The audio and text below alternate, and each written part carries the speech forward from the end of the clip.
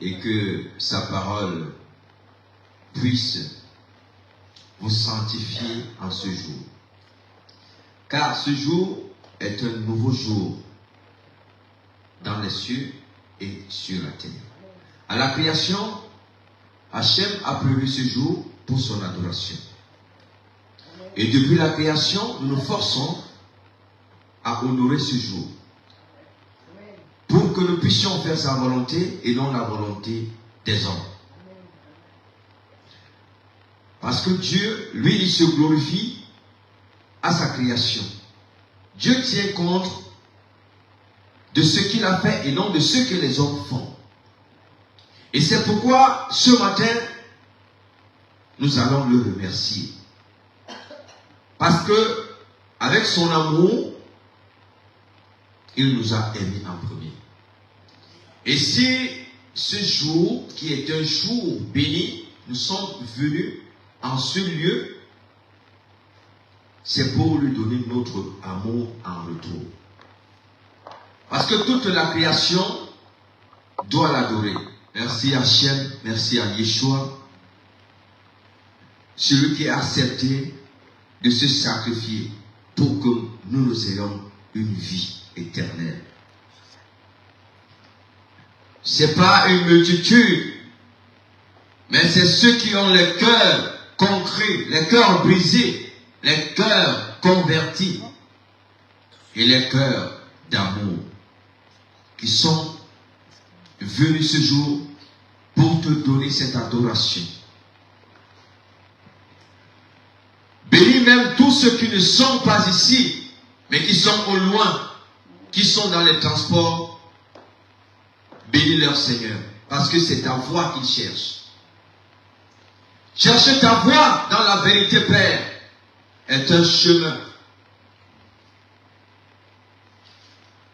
Et c'est toi qui nous donnes l'espérance de croire et de vivre et de connaître ces choses. Parce que ton esprit que tu nous as donné demeure en nous éternellement. Et ce matin, Père, nous sommes venus là pour prendre tes bénédictions. Nous sommes venus là, Père, pour rentrer étant guéris. Tu es un Dieu qui parle, tu es un Dieu qui fait des miracles. Tu ne changes pas. Hachem, tu n'as jamais changé. Nous croyons en toi et nous croyons en ton Fils et au Saint-Esprit que tu nous as envoyé par le biais de ton Fils afin que nous puissions connaître ces choses. Il est bien aux frères et aux sœurs de demeurer ensemble. Mais comment allons-nous demeurer ensemble si ce n'est dans la présence de Yeshua? Donc ce matin, la présence de Yeshua, c'est sa parole. Dans 1 Jean chapitre 1, le verset 14. Il s'est révélé à nous au travers de sa parole. Et donc c'est pour cela que nous sommes réunis ici en sa présence. Donc c'est sa présence qui est ici en ce lieu, en ce jour. Donc c'est pour cela que nous allons vous inviter, vous qui êtes en présentiel et en ligne, à suivre la paracha de la semaine. Et elle vous sera présentée tout à l'heure par la servante Josiane qui viendra pour nous édifier sur la paracha de toute la semaine. Comment nous devons l'étudier. Parce que c'est là où nous devons avoir le fondement spirituel lorsque nous sommes dans l'étude spirituelle, dans l'étude biblique de la semaine. Et là, nous connaissons les plans de Dieu, nous connaissons les marches de Dieu, nous connaissons ce que Dieu nous demande de faire. Donc, bien-aimés dans le Seigneur, je vous laisse avec la servante Josiane qui va nous entretenir pour un bon bout de temps. Amen.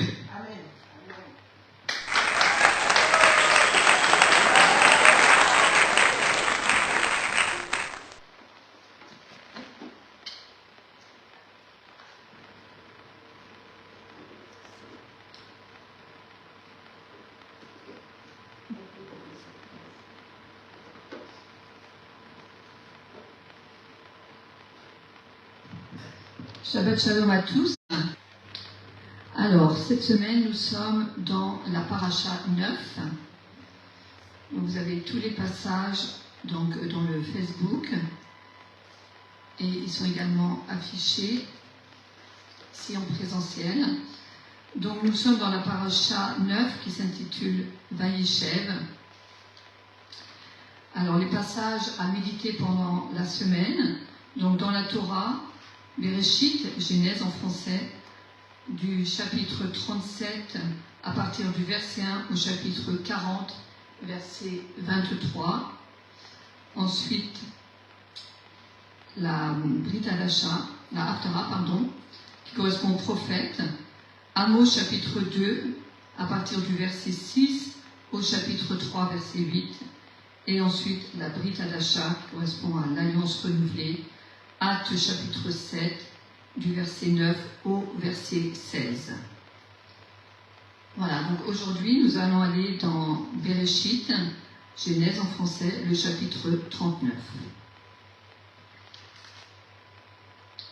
Yosef fut emmené en Égypte, et Potiphar, un Égyptien, officier de Pharaon et capitaine de la garde, l'acheta aux Ishmaélim qu'il avait amené là. Adonai fut avec Yosef, et il devint riche alors qu'il était dans la maison de son maître, l'Égyptien. Son maître vit qu'Adonai était avec lui, qu'Adonai faisait prospérer tout ce qu'il faisait.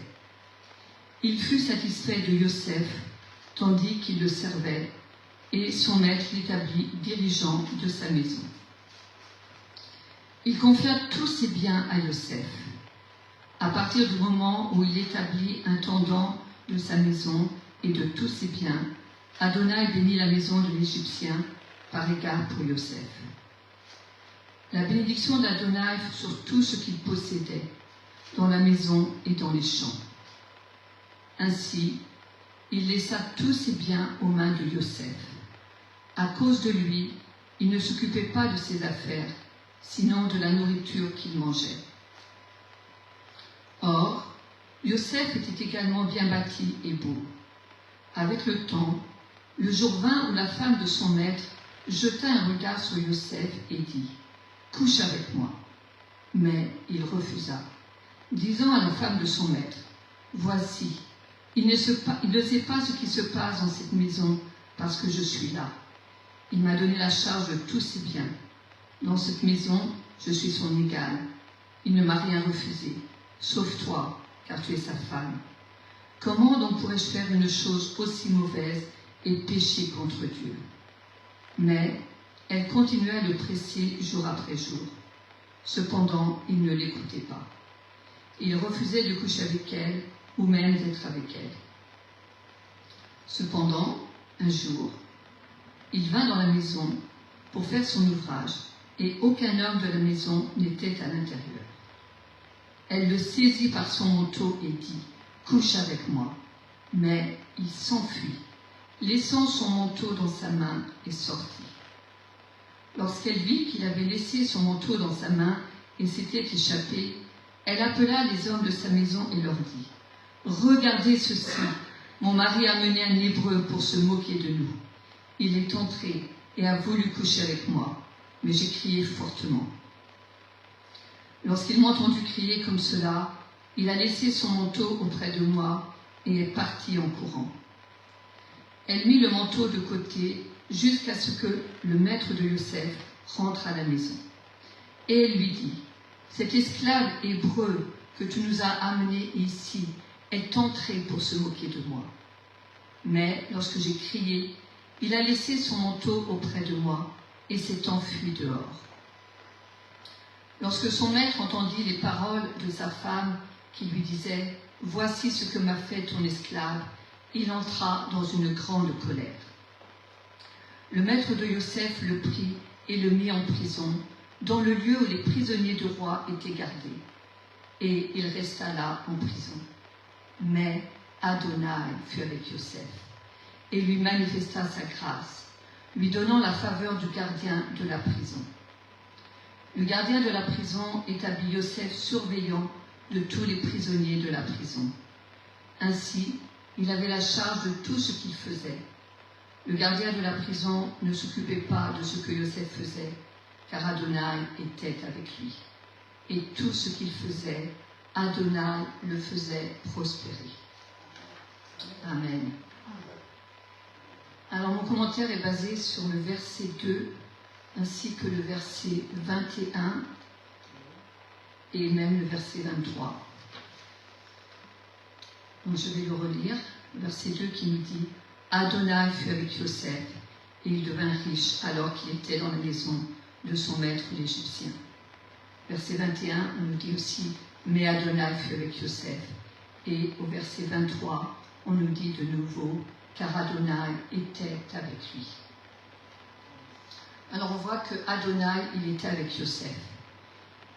Yosef était dans la vérité. Quand on est dans la vérité, eh bien, on a l'assurance que Dieu est avec nous. Et quand on sait que Dieu est avec nous, eh bien, on bénéficie de beaucoup de trésors. Et ces trésors, ce ne sont pas des trésors extérieurs, ce ne sont pas des trésors qui sont palpables, mais ce sont des trésors qui sont intérieurs. Et tout trésor intérieur sont des trésors qui durent. Ce ne sont pas des trésors éphémères, mais ce sont des trésors qui durent. Alors, on va voir quels sont ces trésors ou comment est-ce qu'ils se manifestent. Ces trésors, eh bien, la première chose, c'est la paix. Ce n'est pas une paix qui est liée aux circonstances, mais c'est la paix dont on nous parle dans Jean 14, 27, qui est la paix que nous donne Dieu. Donc ça, c'est le premier trésor, c'est la paix de Dieu. Le deuxième trésor, c'est qu'on se sent fort. On se sent fort parce que, justement, notre force, elle découle de cette paix intérieure qui vient de Dieu. Et parce qu'on a la paix intérieure, parce qu'on se sent fort, eh bien, on vit la justice avec un regard qui est favorable. Ça nous permet également de grandir dans notre marche avec le Seigneur. Et alors qu'on grandit dans notre marche avec le Seigneur, eh bien, on perd de notre nature pécheresse pour grandir en sainteté. On comprend aussi que cela fait partie du processus nécessaire pour arriver à notre destinée. Et on est aussi dans l'expectative, car on sait que quelque chose de bon va découler de cette épreuve, va découler de cette injustice. Et cette injustice, donc, elle a permis à Yosef de devenir celui qu'il était appelé à être, d'une part, et d'autre part, à être une bénédiction là où Dieu l'avait placé, et finalement à amener aussi ses frères à passer par une transformation intérieure et à vivre la réconciliation, amenant Dieu à être glorifié.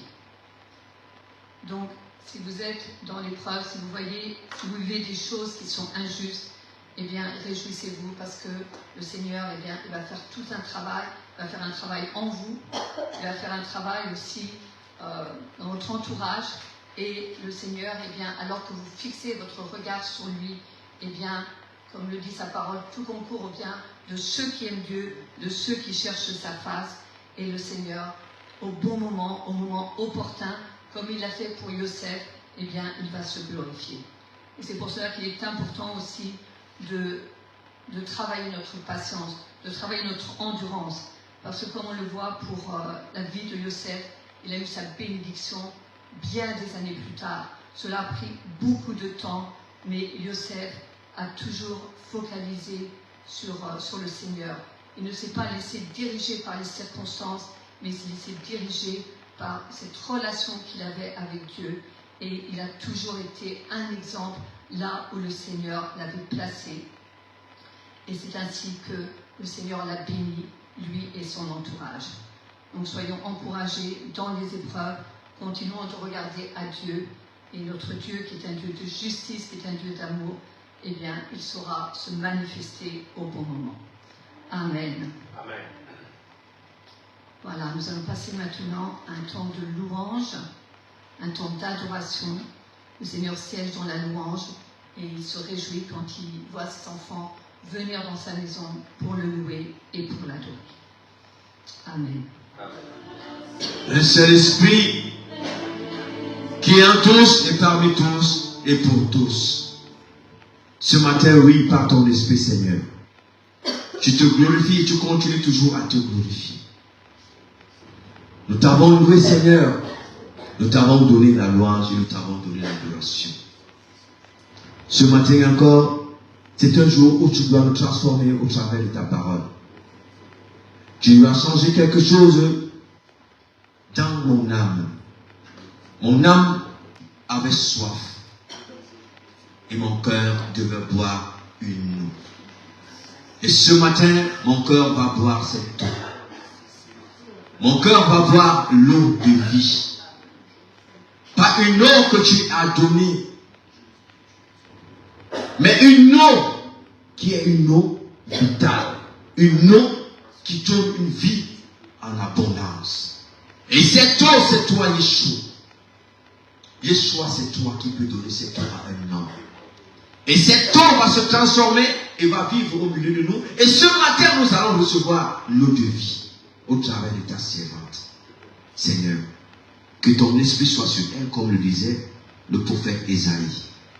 Parce que ce matin, tu vas l'utiliser à la dimension de sa foi. Que ton nom donne gloire. Seul ton nom, Père. Nous te bénissons parce que tu vas l'utiliser puissamment à la dimension de son autorité. Dans le nom puissant de Yeshua Mashiach que j'ai prié. Amen. Nous recevons l'apôtre Brigitte au milieu de nous qui va nous donner l'eau de vie de ce matin.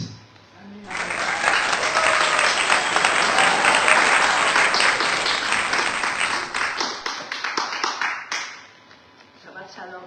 Shabbat Shalom. Comment allez-vous? Ça va. Ça va bien? Amen. Ça va. La louange adoration s'est bien passée, je crois. Amen. Amen ou non amen? Amen. Amen ou non amen? Amen.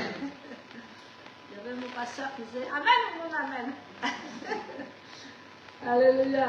Ah, si mon micro ne fonctionne pas, voilà. Amen ou non amen? Amen. Amen. Vous savez ce que Dieu est merveilleux parce que, en fait, Dieu me reparlait de la louange adoration et disait que on va monter un groupe de louange et d'adoration, il est temps. Et en fait, moi, je ne savais pas les chants. Je ne savais pas les chants de cette semaine. Je ne savais pas le premier chant, en fait. Il disait louez, louez, louez l'Éternel. Louez, louez, louez l'Éternel. Louez, louez, louez l'Éternel. Louez, louez, louez l'Éternel. Alléluia. Et avant que la louange et l'adoration commencent, j'étais en train de chanter ce chant. Et je ne savais pas que le chant c'était louer, louer l'Éternel. Et je dis à Oscar que non, c'est pas ça, c'est moi qui chante. Mais il dit non, le chant il est là. Amen. Donc sans que, vous voyez, quand vous êtes une adoratrice, vous pouvez même anticiper les chants. Amen. Parce que je chantais ce chant-là, je ne savais pas du tout que ce chant-là était au niveau de la louange d'adoration. Donc je vous exhorte à tous être des David. Amen. Dieu peut vous transformer en des adorateurs, en des adoratrices, même si vous ne savez pas trop chanter, mais c'est le cœur. Alléluia. Donc je vous exhorte ce matin à le louer, à l'adorer, parce que c'est son jour d'adoration. Amen. Que le Seigneur vous bénisse. C'était une petite parenthèse, et ça m'a bien plu parce que Dieu anticipe les choses. Je ne savais pas les chants et j'ai commencé à le chanter. Vous voyez, c'est très important, même quand on intercède. Alléluia, il faut toujours avoir des chants. En fait, les chants vont venir au moment où tu vas donner les prières. Ça doit monter dans ton cœur. Et si tu loues et tu adores tous les jours, je peux t'assurer qu'il y a des chants qui vont monter dans ton cœur. Ne me dis pas que non, je répète et j'ai rien. C'est faux. C'est impossible. Parce que quand tu répètes les chants, à force de les répéter, tu as cette adoration qui monte dans ton cœur. Et quand tu intercèdes, le chant vient tout de suite. Amen. Ça va comme ça? Alléluia. Bon, là, c'est entre parenthèses. Bon, ce matin, nous allons parler de Joseph. Ça, c'est un de mes sujets préférés. Parce que pour former un serviteur de Dieu, il faut être un Joseph. Amen. Si nous ne sommes pas des Joseph, nous aurons du mal à voir la gloire de Dieu. Parce que sacrifice équivaut à la gloire de Dieu. Amen. Épreuve équivaut à la gloire de Dieu. Je salue tous ceux qui sont en ligne. Je salue le pasteur Alice en Guadeloupe. Je salue tous ceux qui nous regardent, puisqu'il y a beaucoup de monde qui nous regarde en direct. Que le Seigneur vous bénisse et que ce message vous fasse du bien. Amen.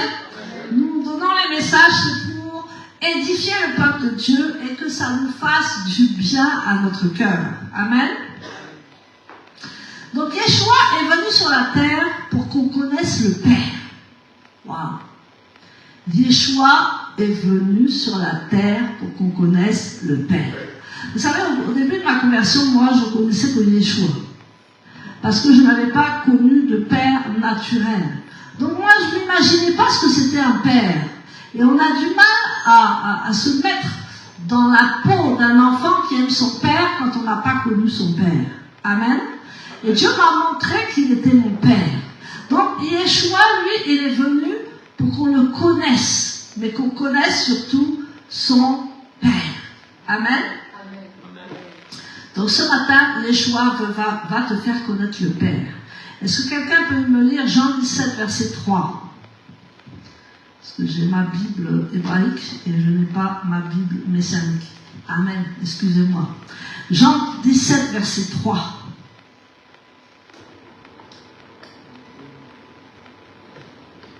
Alléluia. Dieu le bénisse. J'ai eu la parole de Dieu qui a créé toutes choses dans Jean 17, verset 3. Qui nous dit: et voici ce qu'il est la vie éternelle, qu'ils te connaissent, toi, le seul vrai Dieu, et celui que tu as envoyé, Yeshua le Messie. Amen. Alléluia. Donc, Yeshua a été envoyé sur cette terre pour qu'on connaisse le Père. Amen. Et si tu connais déjà Yeshua, c'est une très bonne chose. Mais le Père, Yeshua faisait tout ce que le Père lui demandait et Yeshua était en esprit avec son Père tout le temps. Amen. Amen. Et donc là, nous voyons un Joseph qui est aimé de son Père. Amen. Dans la paracha, nous allons voir la paracha ce matin. Vaïché. Et un Joseph qui connaissait son Père, un Joseph qui était aimé de son Père. Amen. Un Joseph qui était même un peu trop gâté par son Père. Parce que son Père, comme il était l'avant-dernier, parce qu'après il y avait Benjamin, comme il était l'avant-dernier, son Père le voyait beaucoup dans les œuvres de Dieu. Son Père se reflétait en lui. Amen. Et il était un peu gâté, donc on lui donnait des tuniques, des choses que les autres n'avaient pas et qui embêtaient ses frères. Et ses frères vont commencer à devenir jaloux de lui puisqu'ils voient que Jacob porte un œil attentionné sur Youssef. Alléluia. Et bien sûr par la suite sur Benjamin. Donc Youssef va apprendre une leçon sur le cœur de l'homme. Pour être un serviteur de Dieu, il faut que tu connaisses le cœur de l'homme. Amen. Tu vas commencer à connaître le cœur de l'homme. Et Joseph a seulement 17 ans et se trouve confronté à la dure réalité de la vie. Amen. Donc, il va apprendre une leçon sur le cœur de l'homme et Joseph va commencer à être jalousé par ses frères. Vous savez, la jalousie, c'est une émotion qui naît de la comparaison malsaine. Waouh! Là, quand tu es jaloux de quelqu'un ou jaloux de quelque chose, tu vas faire des comparaisons malsaines sur ce que la personne est ou sur ce que la personne fait. Amen. Donc, elle peut pousser la jalousie, elle peut pousser à des actes extrêmes. Même vouloir détruire celui qui est devant toi. Puisque la jalousie amène la haine. Amen. Donc, Joseph va vivre ses pires moments. Il a 17 ans et là va commencer son périple pour connaître le Père. Alléluia.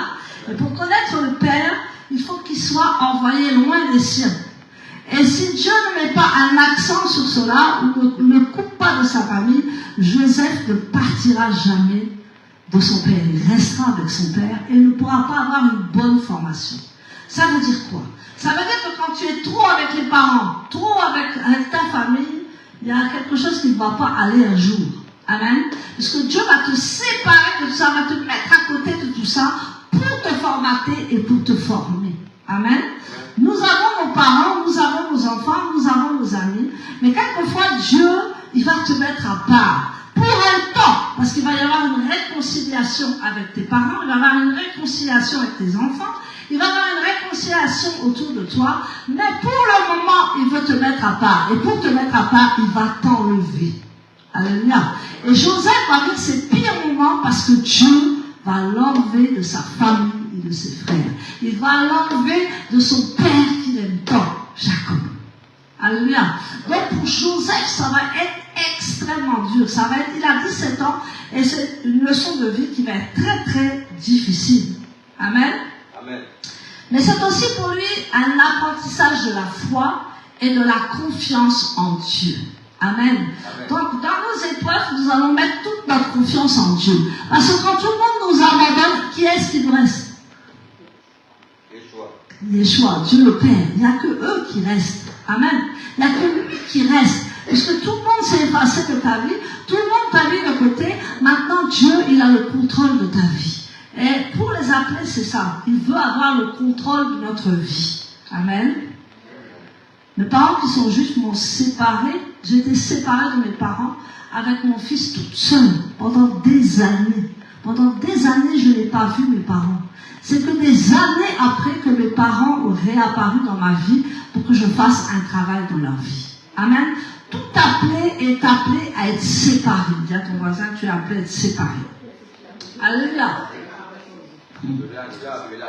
Ah oui, tu as appelé à être séparé. Hein. Pas dans ton petit cocon que tout va bien. Alléluia. Je suis avec mes enfants, je suis avec mon mari, je suis avec... Vous savez, les gens qui font ce parcours, je suis avec mes enfants, je suis avec mon mari, tout va bien financièrement, la santé va bien, et bien on se refroidit carrément dans la gloire de Dieu. Amen. Parce que l'homme, il est comme ça. L'homme, il a un certain, et l'homme, il a le cœur tortueux. Donc, tout va bien, on oublie Dieu. Alléluia. C'est quand tout va mal qu'on revient à Dieu. Amen. Donc, on ne peut pas... l'homme est capable du meilleur comme du pire. Amen. Un homme, il est capable du meilleur, mais aussi il est capable du pire. Donc, tu dois connaître le caractère de l'homme pour diriger une assemblée. Amen. Tu dois être au-dessus de tout ça, avoir vécu des choses et comprendre la personne et la conseiller. Mais avant de comprendre une personne et de la conseiller, tu dois passer par là parce que Dieu veut te formater, il veut te transformer à sa gloire pour que tu puisses conseiller ces gens-là et être au-dessus d'eux pour les conseils. Amen. Donc si toi tu es dans le petit concon, tu n'as jamais rien fait avec Dieu, comment tu vas conseiller les problèmes des gens? Amen. Tu dois être au-dessus de tout. Tu dois grimper au-dessus de tout. Alléluia. Je ne regarde personne. Arrêtez de regarder les gens. Tu dois grimper au-dessus de tout. Le message est général, n'est-ce pas? Amen. Il n'est pas ciblé, s'il vous plaît. Le message est général et celui qui se sent concerné se sent concerné. Et nous sommes tous concernés parce que nous aimons la facilité. Amen. Amen. Mais quand nous aimons trop la facilité, Dieu nous dit, oh, d'accord. Amen, on va couper ça, et il va se retrouver seul, et là, il va revenir vers moi. Amen. Ou elle va revenir vers moi. Donc, c'est pour, aussi c'est l'occasion de recevoir la force et l'autorité dont il aura besoin plus tard. Amen. On doit être formé pour recevoir la force et l'autorité pour plus tard. Si tu n'es pas formé maintenant, tu n'auras jamais la force et l'autorité de Dieu. Parce que la force, c'est dans l'adversité que tu acquiers la force. Et c'est dans les épreuves que tu acquiers l'autorité. Parce que le caractère de l'homme va se former. Amen. Amen. Le caractère de l'homme va être éprouvé. Le Seigneur a mis plus bas que terre Joseph. Pour que quand il sera prêt, il va pouvoir l'élever. Amen. Vous savez, l'histoire de Joseph, c'est une obéissance totale à Dieu, pas partielle. Bon, on va dire Joseph, c'est Joseph. Mais si tu veux aspirer à de grandes choses, il faut que tu mettes ta confiance totalement à Dieu et il faut que tu vois les choses de Dieu comme si c'était les tiennes. Amen. Il faut que tu lui fasses confiance et il faut qu'il te forme. Il faut qu'il te formate pour que tu sois comme il veut. Alléluia. Amen. Donc, la jalousie de ses frères va lui faire passer par les pires tourments. C'est-à-dire, il a été déjà vendu comme esclave. Amen. Tu as déjà été esclave, toi? Amen. Oui, moi, oui. Vous n'avez jamais été esclave. Jamais vous n'avez été esclave. Amen. Il a subi la prison. Tu es déjà là en prison? Bon, tu ne vas pas répondre si c'est ça. Alléluia. Tu vas vivre la gratitude et tu vas vivre l'abandon. Amen. C'est tout ce que Joseph a vécu. C'est-à-dire, il a été esclave, il a subi la prison, l'ingratitude et l'abandon. Voilà le résumé de sa vie. Amen. Donc c'est pour ça que je dis que le récit de Joseph, vous savez, à grand appel, grande épreuve. Amen. Si tu n'as pas d'épreuve là, tu n'iras pas loin. Amen. Je dis, si tout va bien là dans ta vie, tu fais pian, là, reste pian, mais tu ne verras pas la gloire de Dieu. Alléluia. Donc il y a vraiment des sacrifices à faire. Donc les bourreaux de Joseph, parce qu'on peut les appeler le bourreau de Joseph, ses frères, ont constitué une force pour Joseph et un caractère pour Joseph. Il est devenu un homme de caractère. Amen. Si tu n'es pas labouré, piétiné, tu n'auras pas de caractère. Ou bien tu auras le caractère du monde, mais tu n'auras pas le caractère de Dieu. Le caractère de Dieu, c'est quoi? C'est l'abandon total à sa volonté. C'est d'être dans l'humilité, d'être humilié même par les hommes. Parce que quand tu vas être humilié par les hommes, tu vas voir la gloire de Dieu. Dieu va te faire passer par un processus que l'homme ne peut même pas faire passer. Parce que l'homme aspire à la grandeur sans payer le prix. Alléluia. L'homme aspire à de grandes choses, mais il ne veut plus payer le prix maintenant. On les appelle les instantanés. Même dans le ministère, les jeunes dans le ministère ne veulent plus se soumettre, ne veulent plus apprendre. Ils ont déjà tout, ils savent tout, et après, quand ils tombent, ils ne savent plus se relever. Joseph a été comme cela, il est devenu un homme qu'il devait devenir. Amen. Tu dois devenir un homme que Dieu veut. Donc, ce caractère a été effrayé par l'adversité et il va devenir un homme de caractère. Il va devenir un homme de caractère, pourquoi? Parce qu'il va mettre sa confiance en Dieu. Il n'a plus le choix. Il est esclave, il est dans les moustiques, il est dans les coups de fouet, il est dans tout. Et il dit, mais Yeshua, tu es où? Adonai, tu es où? Amen. Et il n'a plus le choix que de lever les yeux vers les montagnes et dire, Seigneur, je suis là, ne m'oublie pas. Amen. Et c'est comme ça que Dieu veut avec nous, pour nous former et avoir des caractères solides, des caractères comme il veut. Vous savez, il y a beaucoup de jeunes aussi qui sont fougueux. Amen, dans le ministère. Ils sont fougueux, ils ont le caractère de pas de Dieu, mais ils sont fougueux, ils sont courageux, mais pas du courage de Dieu. Le courage de Dieu, c'est d'être humilié. Le courage de Dieu, c'est d'être abaissé. Le courage de Dieu, c'est d'avoir la totale confiance en Dieu. Le courage de Dieu, c'est se remettre entièrement à Dieu. Et ne pas regarder les humains. Et de pouvoir comprendre un humain même qui est méchant. Parce que vous savez, votre élévation viendra par les méchants. Les méchants vont faire du mal. Mais toi aussi, il faut que tu comprennes les méchants. Il faut que tu comprennes les méchants dans le sens où ils sont méchants avec toi, mais c'est pour ta gloire. Est-ce que tu comprends? Ils sont méchants avec toi. Ils vont dire des mauvaises choses sur toi. Ils vont tout faire pour te déstabiliser. Mais toi, tu dois bénir le Seigneur parce que tu dis, sans ces bourreaux-là, je ne pourrais pas grimper. Mon frère, ma soeur, t'as qui devant toi? T'as qui? T'as quoi devant toi? T'as une montagne devant toi? T'as des hommes méchants devant toi qui veulent t'abattre à tout prix? Des hommes qui ne comprennent pas la valeur des autres? Pour être un serviteur de Dieu, il faut reconnaître la valeur des autres. Et c'est ce que Joseph a fait. Il a reconnu la valeur des gens. Amen. Qu'il était en prison, qu'il était partout. Il a reconnu la valeur des gens. Et celui qui ne reconnaît pas la valeur des gens n'a rien compris au ministère. Amen. Et même dans la méchanceté, même dans la tribulation, Joseph était content parce qu'il disait, il faut que je passe par là pour arriver à la grandeur. La facilité n'amène pas le royaume de Dieu. Amen. La facilité, tu ne pourras pas rentrer dans ton appel. Tu vas toujours être cocodé, mais Dieu ne pourra rien faire dans ta vie.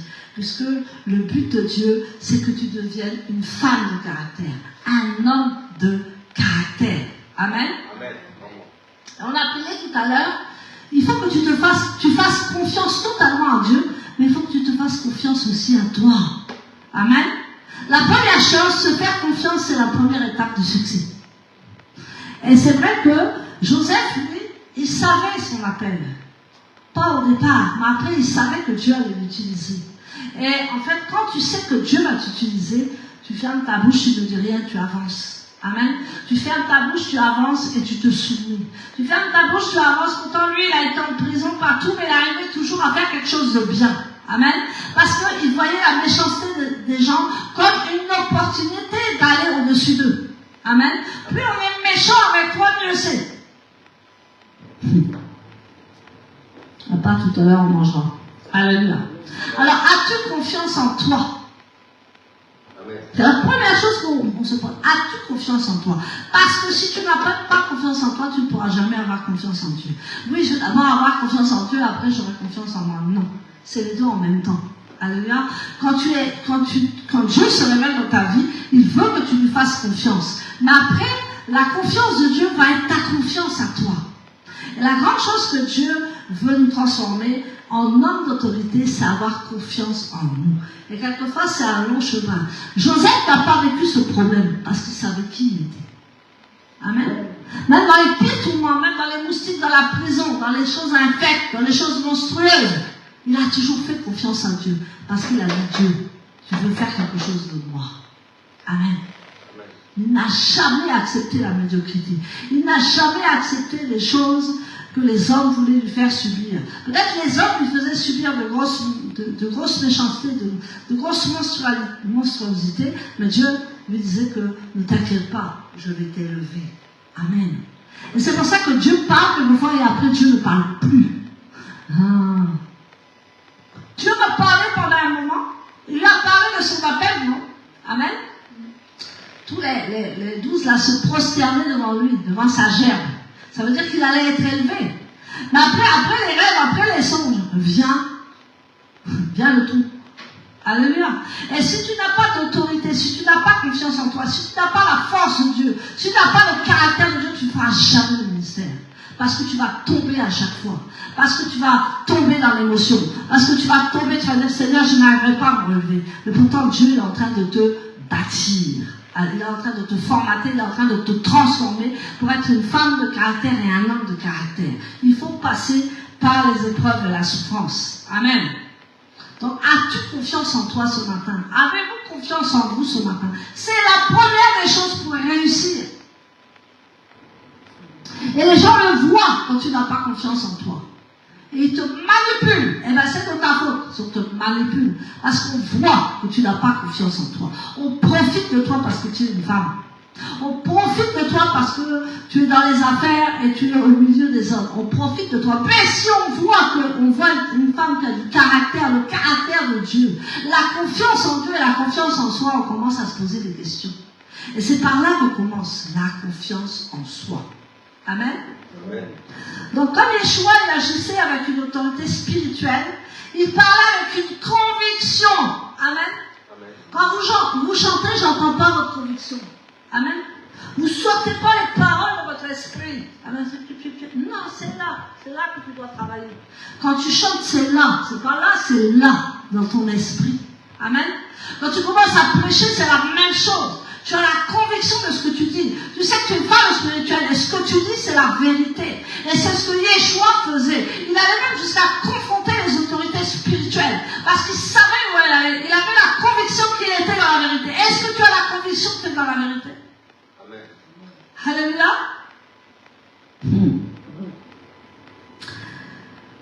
Donc, à travers les épreuves, à travers toutes ces épreuves, je t'assure qu'à travers toutes ces épreuves, tu vas connaître l'être humain. Tu ne connais pas l'être humain comme tu regardes. Tu vas connaître l'être humain. Tout ce qu'on peut te faire, tout ce qu'on peut te faire subir, tout ce qu'on se dit derrière, tout ce qui se fait. Amen. Amen. Tout ce qui se fait, pardon. Amen. Après ces épreuves, il a tout appris sur le caractère humain. Il pouvait affronter tout type de personnes. Les rebelles, les méchants, ceux qui tapent, ceux qui ne se laissent pas faire. Et quand il allait à l'évangélisation, il savait confronter tous les types de personnes parce qu'il savait, il connaissait ce que l'homme peut faire et ce que l'homme peut dire. Ça a tout, n'est-ce pas? Oui. Tout de suite, quand tu évangélises, tu vois les orgueilleux. Ça saute à l'œil, tu dis, celui-là, il a une dose d'orgueil. Tu sais comment le contourner. Tu le vois, tu l'écoutes. Et quand tu l'écoutes, tu sais comment tu vas l'attraper. Tu sais comment tu vas contourner les choses. Parce que toi aussi, tu l'as vécu. Amen. Le vécu, c'est important. Et Youssef avait vécu toutes ces choses. Amen. Donc, il avait l'assurance de les comprendre et l'assurance aussi de leur faire comprendre la vérité. C'est-à-dire qu'il pense comme ça, que toi, tu vas agir comme ça parce que tu connais la vérité et tu connais comment te comporter avec ces gens-là. Le suivi des âmes est très difficile. Ne va pas t'aventurer dans le suivi des âmes quand tu n'as pas l'autorité. Passe au pasteur, s'il te plaît. S'il y a une âme qui rentre dans l'église, passe au pasteur. Parce que c'est le pasteur qui a la capacité et l'habilité de pouvoir tenir une âme et de faire son suivi. Amen. Arrêtons de prendre les âmes pour nous-mêmes. Ils ne nous appartiennent pas. Quand une âme rentre dans laquelle il a, il faut que vraiment tu le passes au supérieur. Dis, passe au supérieur. Passe à ceux qui ont déjà la connaissance. Passe à ceux qui savent suivre une âme, qui savent la bichonner, mais qui savent aussi dire la vérité. Amen. C'est pour ça qu'on échoue. C'est pour ça que vous échouez. Parce que vous ne savez pas faire le suivi. Amen. Donc, Youssef a tout vécu. La manipulation autoritaire, l'exploitation des faibles. Il a été esclave, hein? L'exploitation des faibles. C'est ce que le monde fait, non? Ils exploitent les faibles. Amen. Il a tout connu. Comme ça, il dit, ah, ils veulent m'exploiter, mais moi aussi je vais les exploiter. Vous savez ce qu'il a fait avec les frères? Amen. Il les avait reconnus, hein? Il avait pleuré, mais il a dit, je vais les faire bafler, c'est là, parce que ils m'ont fait. Je vais voir comment ils vont agir, parce qu'il a mis la coupe de Benjamin dans les sacs. En fait, il les a fait repartir, puis après, il les a rattrapés. Il voulait voir leur cœur. Amen. Parce qu'il connaissait la nature de l'être humain. Et pour être pasteur, pour être vraiment dans le suivi, il faut que tu connaisses, il faut que tu sois un psychologue, il faut que tu connaisses, même à regarder la personne, tu sais qui il est. Et quand tu parles, tu sais détecter comment tu dois t'y prendre. Amen. C'est ça un pasteur. C'est même un pasteur qui n'a pas fait d'études n'est pas un pasteur.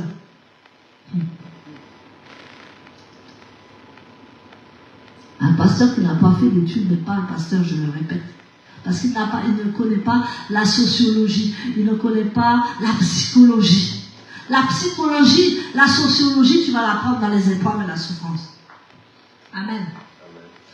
La sociologie et la psychologie, tu vas l'apprendre avec les souffrances. Amen. Tu ne vas pas toujours faire du rentre-dedans. Il y a un moment, tu n'auras plus la force. Tu n'auras plus la force de les combattre. Tu n'auras pas les forces de les défier. Tu n'auras plus la force de leur lancer des mots méchants. Amen. Parce que toi, œil pour œil, dent pour dent. On te lance un truc, toi aussi tu lances un truc. Mais ça une fin, hein. Parce qu'après toi, tu ne sais plus rien dire. Parce que le méchant restera le méchant. Mais toi, si tu es appelé à servir Dieu, tu sers un Dieu d'amour et de miséricorde. Alléluia. Donc c'est pour ça que le suivi des âmes, c'est pas n'importe qui. Il faut avoir du vécu. Il faut avoir de l'expérience. Amen. Amen. Donc, il a côtoyé toutes ces choses. Mais, il a même reconnu la différence et l'ingratitude de ceux qui l'avaient aidé. Moi, je connais rien. Amen. L'ingratitude et l'indifférence de ceux que tu as aidés. Ils vont te regarder comme ça, ils vont même te critiquer. Ils vont même faire des choses. Ils vont même dire que quand ils étaient là pour avoir la prière, quand ils étaient là pour tous les soutiens, ils étaient là. Mais une fois qu'ils ont réussi, une fois qu'ils ont eu tout ce qu'ils veulent, ils t'ont détesté, même ils t'ont critiqué, ils t'ont mis plus que bas. Tu dois connaître le caractère de l'homme. Et tu dois te positionner dessus pour être amour, alléluia, pour être amour et miséricorde. Parce que si tu n'as pas d'amour et de miséricorde, tu ne bâtiras jamais l'église. Jamais. Tu iras pion un peu partout, puis ça s'arrête là. Alléluia. Tu iras pion sur Facebook et tout ça, mais ça s'arrête là. Mais tu ne sauras pas mettre une équipe en place. Tu ne sauras pas mettre des gens qui vont te suivre en esprit, en vérité. Il faut que tu connaisses ces gens. Moi, je vous connais, hein. L'amour et la miséricorde, ça c'est au-dessus. Ils peuvent te mépriser, ils peuvent te donner des claques spirituelles, comme on dit, mais toi tu dis non, moi je suis plus haute que ça. Amen. Je suis plus haut que ça. Alléluia. Je vais avoir la miséricorde. Amen. Amen. Et les gens fougueux là, ils s'énervent. Amen. Ils s'énervent, donc pour non, il m'a fait ça. Non, mais ça c'est rien. Tu vas tomber avec eux. Alléluia. Et tu n'auras même plus personne devant toi pour prêcher. Amen. Tu vas prêcher aux chaises vides. Alléluia. C'est une aide de sacrifice que de bâtir une église. Tout le monde n'est pas capable de bâtir une église. Et on ne bâtit pas une église en 2 ans. Le mec, ça fait 30 ans. sont là. 35 ans, ils ont commencé à bâtir quand ils étaient jeunes. Et toi, tu veux bâtir en 3 ans? Non, ils vont tous venir. Non. L'orgueil de la jeunesse. Amen. L'autorité mal placée. Parce que tu n'as pas encore l'aptitude. Tu n'as pas encore... À moins que tu aies vécu... Déjà à 17 ans, Déjà à 17 ans, lui, il avait déjà vécu des choses. À moins que tout petit, là, tu as déjà vécu des choses terribles. Amen. Là, Dieu peut te faire confiance. Amen. Quand tu as vécu des choses que personne n'a vécues, là, Dieu te dit, je peux te faire confiance. Parce que je sais d'où tu viens. Je sais ce que tu as traversé. Dieu connaît les cœurs. Amen. Donc, il va découvrir l'esprit humain. Pas l'esprit de Dieu, hein, l'esprit humain. La jalousie, l'injustice, la manipulation sont des fruits d'un cœur éloigné de Dieu. Quand tu vois quelqu'un de jaloux, quand tu vois quelqu'un de manipulateur, ou que tu vois l'injustice, il n'est pas près de Dieu. Parce qu'un cœur près de Dieu ne va pas manipuler les autres, ne va pas faire la justice, non, il ne saura pas faire. Alléluia. Amen. Amen. Donc, cela révèle une humanité incapable de voir la valeur des autres. Il faut que tu vois la valeur de l'autre. Même s'il a plein de problèmes, même s'il a plein de défauts de caractère, tu tries, tu dis, bon, ça. Ah, voilà. Il y a quelque chose de bien là. Et tu penses que c'est quelque chose de bien, et tu l'assois et tu travailles avec lui. Et toutes les autres choses là, ça commence à se transformer. Mais tu ne verras jamais quelqu'un de parfait. Non. Tu veux des parfaits là, tu n'en trouveras jamais. C'est à toi en tant que serviteur de Dieu de façonner la personne. C'est ce que Dieu a fait avec Joseph. Il a façonné Joseph. Amen. Amen. Il a vécu des choses que personne ne peut vivre. Parce que le Seigneur voulait une obéissance totale. Obéissance totale, c'est dur, hein? Ah oui. Comme dit les Hébreux, c'est dur, mais c'est dur, l'obéissance totale. C'est dur. Vous savez de quoi je parle? Alléluia. Amen. Donc, Joseph avait compris, c'est pour ça qu'il fermait sa bouche. Est-ce qu'on peut des fois fermer notre bouche? Joseph avait compris que s'il y avait des méchants devant lui, c'était pour son élévation. Quand tu as compris ça, mais tu règnes, tu es dans la joie, tu dis, ah, mais j'ai pas assez d'adversaires aujourd'hui. Comment ça se fait que c'est aussi calme que ça?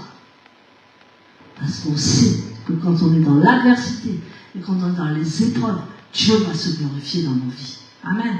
Et Joseph le savait. Donc même quand ils étaient méchants, Dieu lui disait, c'est pour ton bien. Amen. Amen. Donc en ce moment, si tu as des méchants devant toi, si tu as de l'adversité devant toi, si tu as des épreuves devant toi, c'est bon signe. Mais si tu n'as pas ça, là, remets-toi en question. Amen. Merci. Remets-toi en question parce que Dieu va te donner des épreuves. Amen. Joseph a résisté à toutes les tentations de haine. Vous savez que les chrétiens ont la haine aussi? Amen.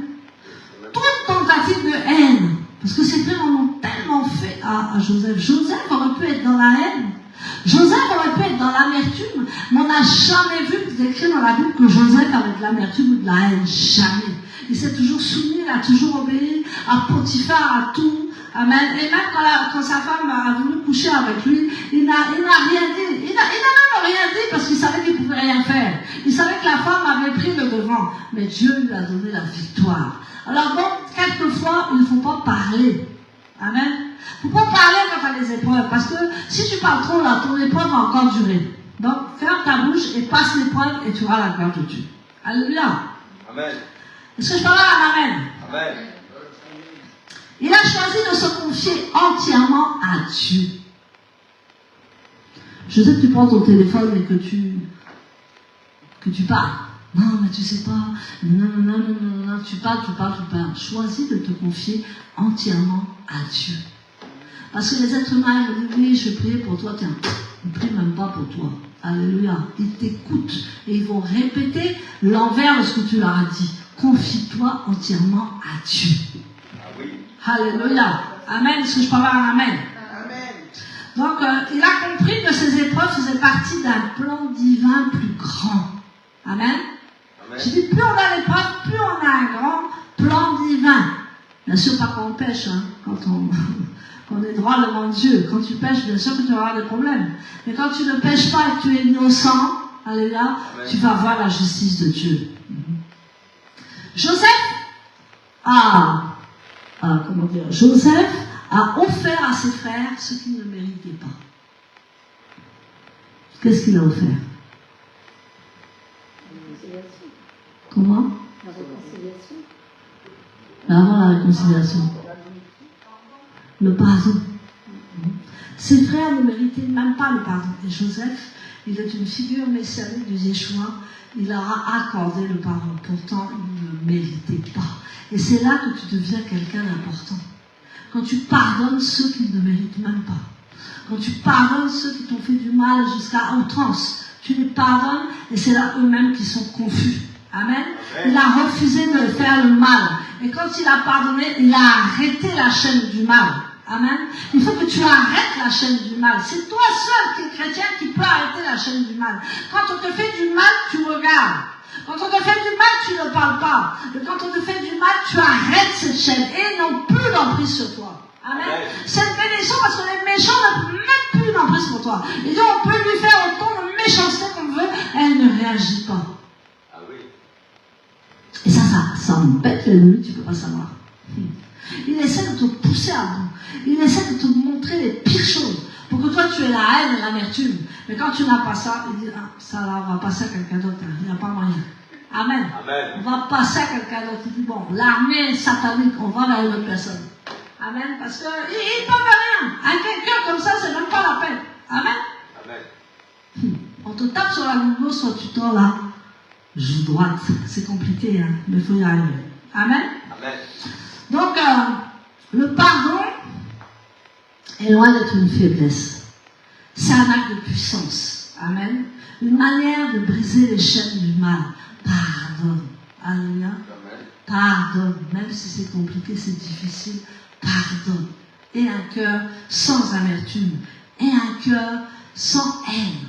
Amen. Parce que si tu as l'amertume et la haine, tu as le cœur du diable. Donc, Yeshua a été rejeté par le monde. Il devient le sauveur du monde entier. C'est ce que Joseph a fait. Joseph était une figure messianique de Yeshua. Yeshua a subi les pires outrances. Il est allé jusqu'à la croix pour toi. Et il a sauvé le monde entier. Celui qui vient venir vers lui, bien entendu. Il a sauvé le monde entier pour nous avoir pardonné. Amen. Il nous a pardonné nos péchés. Et à chaque fois qu'on pêche, il nous pardonne. Amen. Alors, qui sommes-nous pour ne pas attribuer de pardon à quelqu'un? Il nous a offert son pardon pour nous sauver. Amen. Donc, comme Joseph et Yeshua, tu vas affronter la jalousie. Tu vas affronter la trahison. Tu vas affronter la justice avec une foi inébranlable en Adonai. Alléluia. Et la foi en Adonai. C'est vrai, c'est facile de parler. Quand on est sur le champ, là, c'est moins facile. Mais quand tu vas pardonner à celui qui te fait du mal, tu vas voir la gloire de Dieu. Alléluia. Parce que tu ne vas pas lui tenir rancune. Et il a pardonné à ses frères. Il a même pleuré devant ses frères. Mais il les a un peu quand même charcutés avant de les pardonner. Alléluia. Il les a testés. Amen. Joseph a testé ses frères. Donc, les épreuves, bien que douloureuses, vont nous emmener dans des grands plans divins. Amen. Amen. Donc, Yeshua enseigne une voie supérieure pour vaincre la jalousie.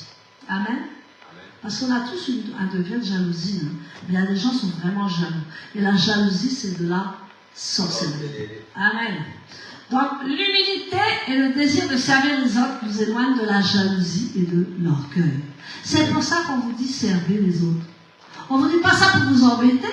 On dit ça, servez les autres. Alléluia. Servez les autres pour justement avoir de l'humilité et que la jalousie et l'orgueil partent.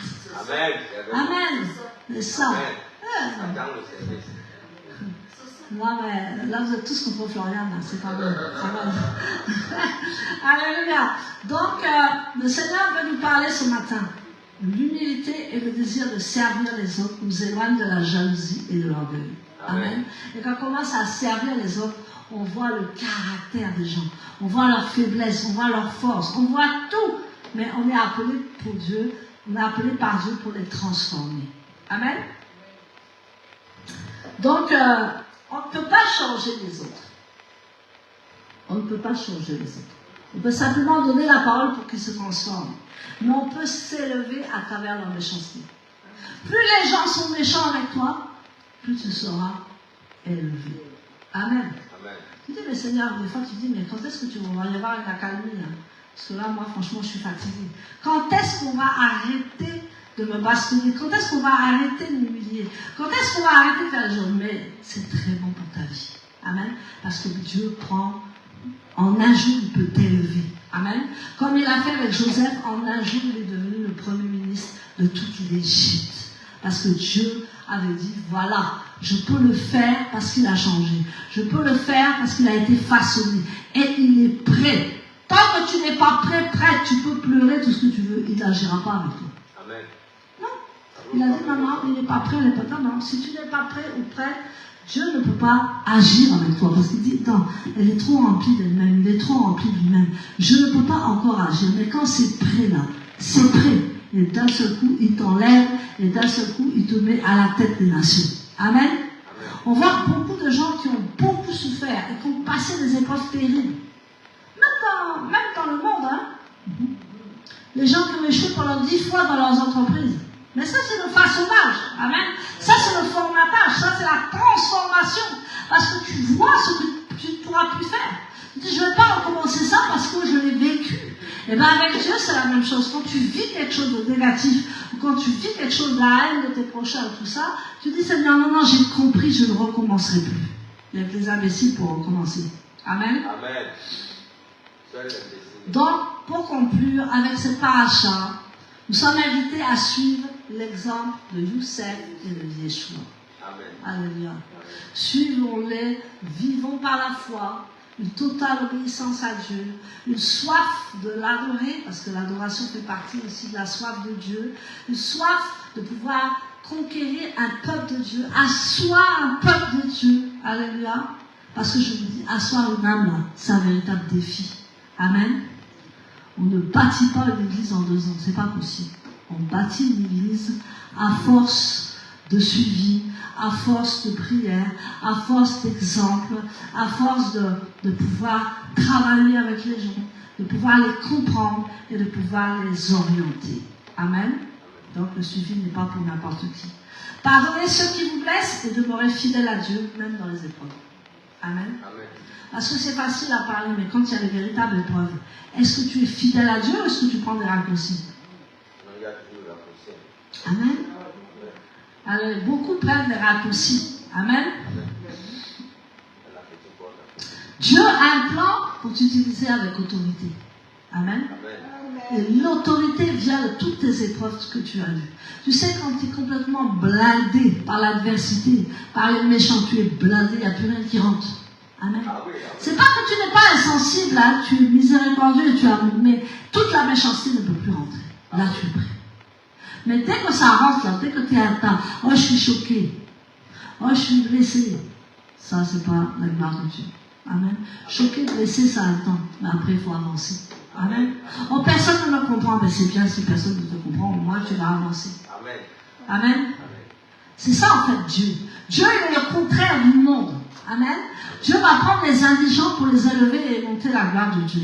Mais il nous dit le début, mais il ne nous dit pas le milieu, tout ce qu'on doit traverser pour avoir sa gloire. Amen. C'est une leçon de vie, mes amis. Amen. Parce qu'on croit que c'est facile. On croit que quand il y a quelque chose qui ne va pas, c'est l'apôtre. Amen. Quand il y a quelque chose qui ne va pas, c'est le pasteur. Quand il y a quelque chose qui ne va pas, c'est toujours les autorités. Amen. Mais on fait un travail ensemble. Amen. On doit la bâtir, l'église. Et il faut avoir de la foi. Il faut avoir de la confiance en Dieu. Il faut avoir de la confiance en soi. Amen. On ne vient pas comme spectateur, on vient comme bâtisseur. Alléluia. Donc, Dieu a, pour terminer, Dieu a baissé Youssef au plus bas pour l'élever quand il va être prêt. Amen. Alors, si tu ne connais pas Dieu, tu vas apprendre à le connaître. Amen. Tu vas apprendre à le connaître dans la souffrance. Lisons Hébreux 5, versets 6 à 10. Apôtre Oscar, si tu peux nous lire Hébreux 5, versets 6 à 10. Tu vas connaître Dieu, tu vas apprendre à le connaître en tant qu'homme. Et en tant qu'homme, Yeshua a appris la souffrance. Amen. Amen.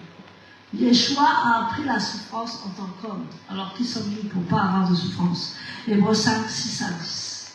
Amen. Je lis au nom du chant de Yeshua, Hébreux 5, verset Amen. 6 à 10. Amen. Et il dit encore ailleurs, tu es couronné pour toujours selon l'ordre de Melchisédek. Durant sa vie terrestre, Yeshua offrit des prières et des supplications accompagnées de grands cris et de larmes à celui qui avait le pouvoir de délivrer de la mort. Et il fut exaucé en raison de sa piété. En raison de sa piété, de sa miséricorde et de son amour. Amen. Amen. Bien qu'étant le Fils, il apprit l'obéissance par ses souffrances. Wow. Bien qu'étant le Fils de Dieu, il a appris l'obéissance par ses souffrances. Amen. Dieu voulait une obéissance totale de Youssef. Dieu voulait une totale obéissance de Yeshua pour avoir la gloire de Dieu. Amen. Amen. Et après avoir atteint le but, il est devenu pour tous ceux qui lui obéissent la source d'une délivrance éternelle. Wow. Amen. On va s'arrêter. Il est devenu le sauveur du monde. Amen. Amen. Il a appris dans la souffrance à obéir à Dieu. Amen. Parce que si on n'est pas dans la souffrance, excusez-moi, on n'obéit pas à Dieu. C'est trop facile. Alléluia. Bien sûr, il les a calmés, hein. Amen. Heureusement, il les a calmés. Donc, Youssef va régner dans l'amour et la miséricorde. Il ne va pas régner dans sa jeunesse fougueuse. Non. Il va tellement vivre des épreuves qu'il va s'élever au-dessus de tout. Est-ce que tu es capable de t'élever au-dessus de tout ou tu critiques tout le temps? Amen. Amen. Est-ce que tu es capable de fermer ta bouche et de dire non, je ne répondrai pas, je vais prier? Amen. Amen. Est-ce que tu es capable de faire cela pour l'avancement de l'œuvre de Dieu? Amen. Alléluia. Parce qu'on va te critiquer, on va t'humilier, on va te mettre plus bas que terre. On va dire, mais alors là, si tu fais l'œuvre à temps plein et que tu n'as pas de quoi vivre et tout ça, on va te martyriser. Amen. Comme on a martyrisé Youssef. Elle attend après notre argent. On va te martyriser. Pourtant, toi, tu n'es rien là-dedans. Tu voudrais bien aller travailler, mais je te dis, reste là. Alléluia. Tu vas vivre tout ça. On va compter les dîmes et les offrandes. On va dire, mais est-ce qu'elle fait de l'argent? Pourtant, toi, tu es en train de souffrir. En train de regarder les dîmes et les offrandes et tu ne prends pas. Tu mets pour l'œuvre de Dieu. Amen. C'est ça le sacrifice du ministère. L'homme sera jugé par ses œuvres, par ses actes, qui se retourneront contre lui. Amen. Car les paroles s'en vont, mais nos actes restent. Les paroles, ça peut partir, mais les actes, là, ça reste. Alléluia. Donc, soyons prêts vraiment, dans cette fin des temps, à endurer toutes ces choses. Bon, samedi prochain, là, j'ai plus personne dans l'église. Alléluia. Non, c'est trop difficile de rester ici. On va aller, alléluia, alléluia, alléluia, tu es beau, tu es belle, tu as la liberté. Alléluia, tu es grand, tu es puissant. Voilà, c'est ce qu'on dit. Tu as la bénédiction, alléluia. Mais on ne te dit pas ce qu'il faut traverser pour avoir la gloire de Dieu. Alléluia. Et l'histoire de Joseph est tellement merveilleuse. Dieu lui a fait comprendre qu'il fallait une obéissance totale. Bon, ça c'est pour Youssef, hein. Vous avez dit, c'est pas pour toi. Mais si tu veux voir de grands plans avec Dieu, si tu veux être premier ministre, si tu veux être tout ce que tu veux là, si tu veux avoir les affaires qui fleurissent, il va falloir que tu subisses. Il va falloir que tu suives Dieu. Amen. Des fois, je dis à Dieu, enlève-moi de tout. Non, enlève-moi de tout ça, j'en ai marre. Je dis, tu restes là. Parce que ça apprend peine. Amen. Donc, on va se lever, on va prier. Amen. On va mettre un chant.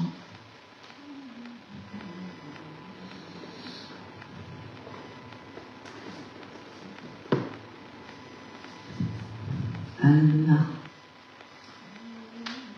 Merci Seigneur.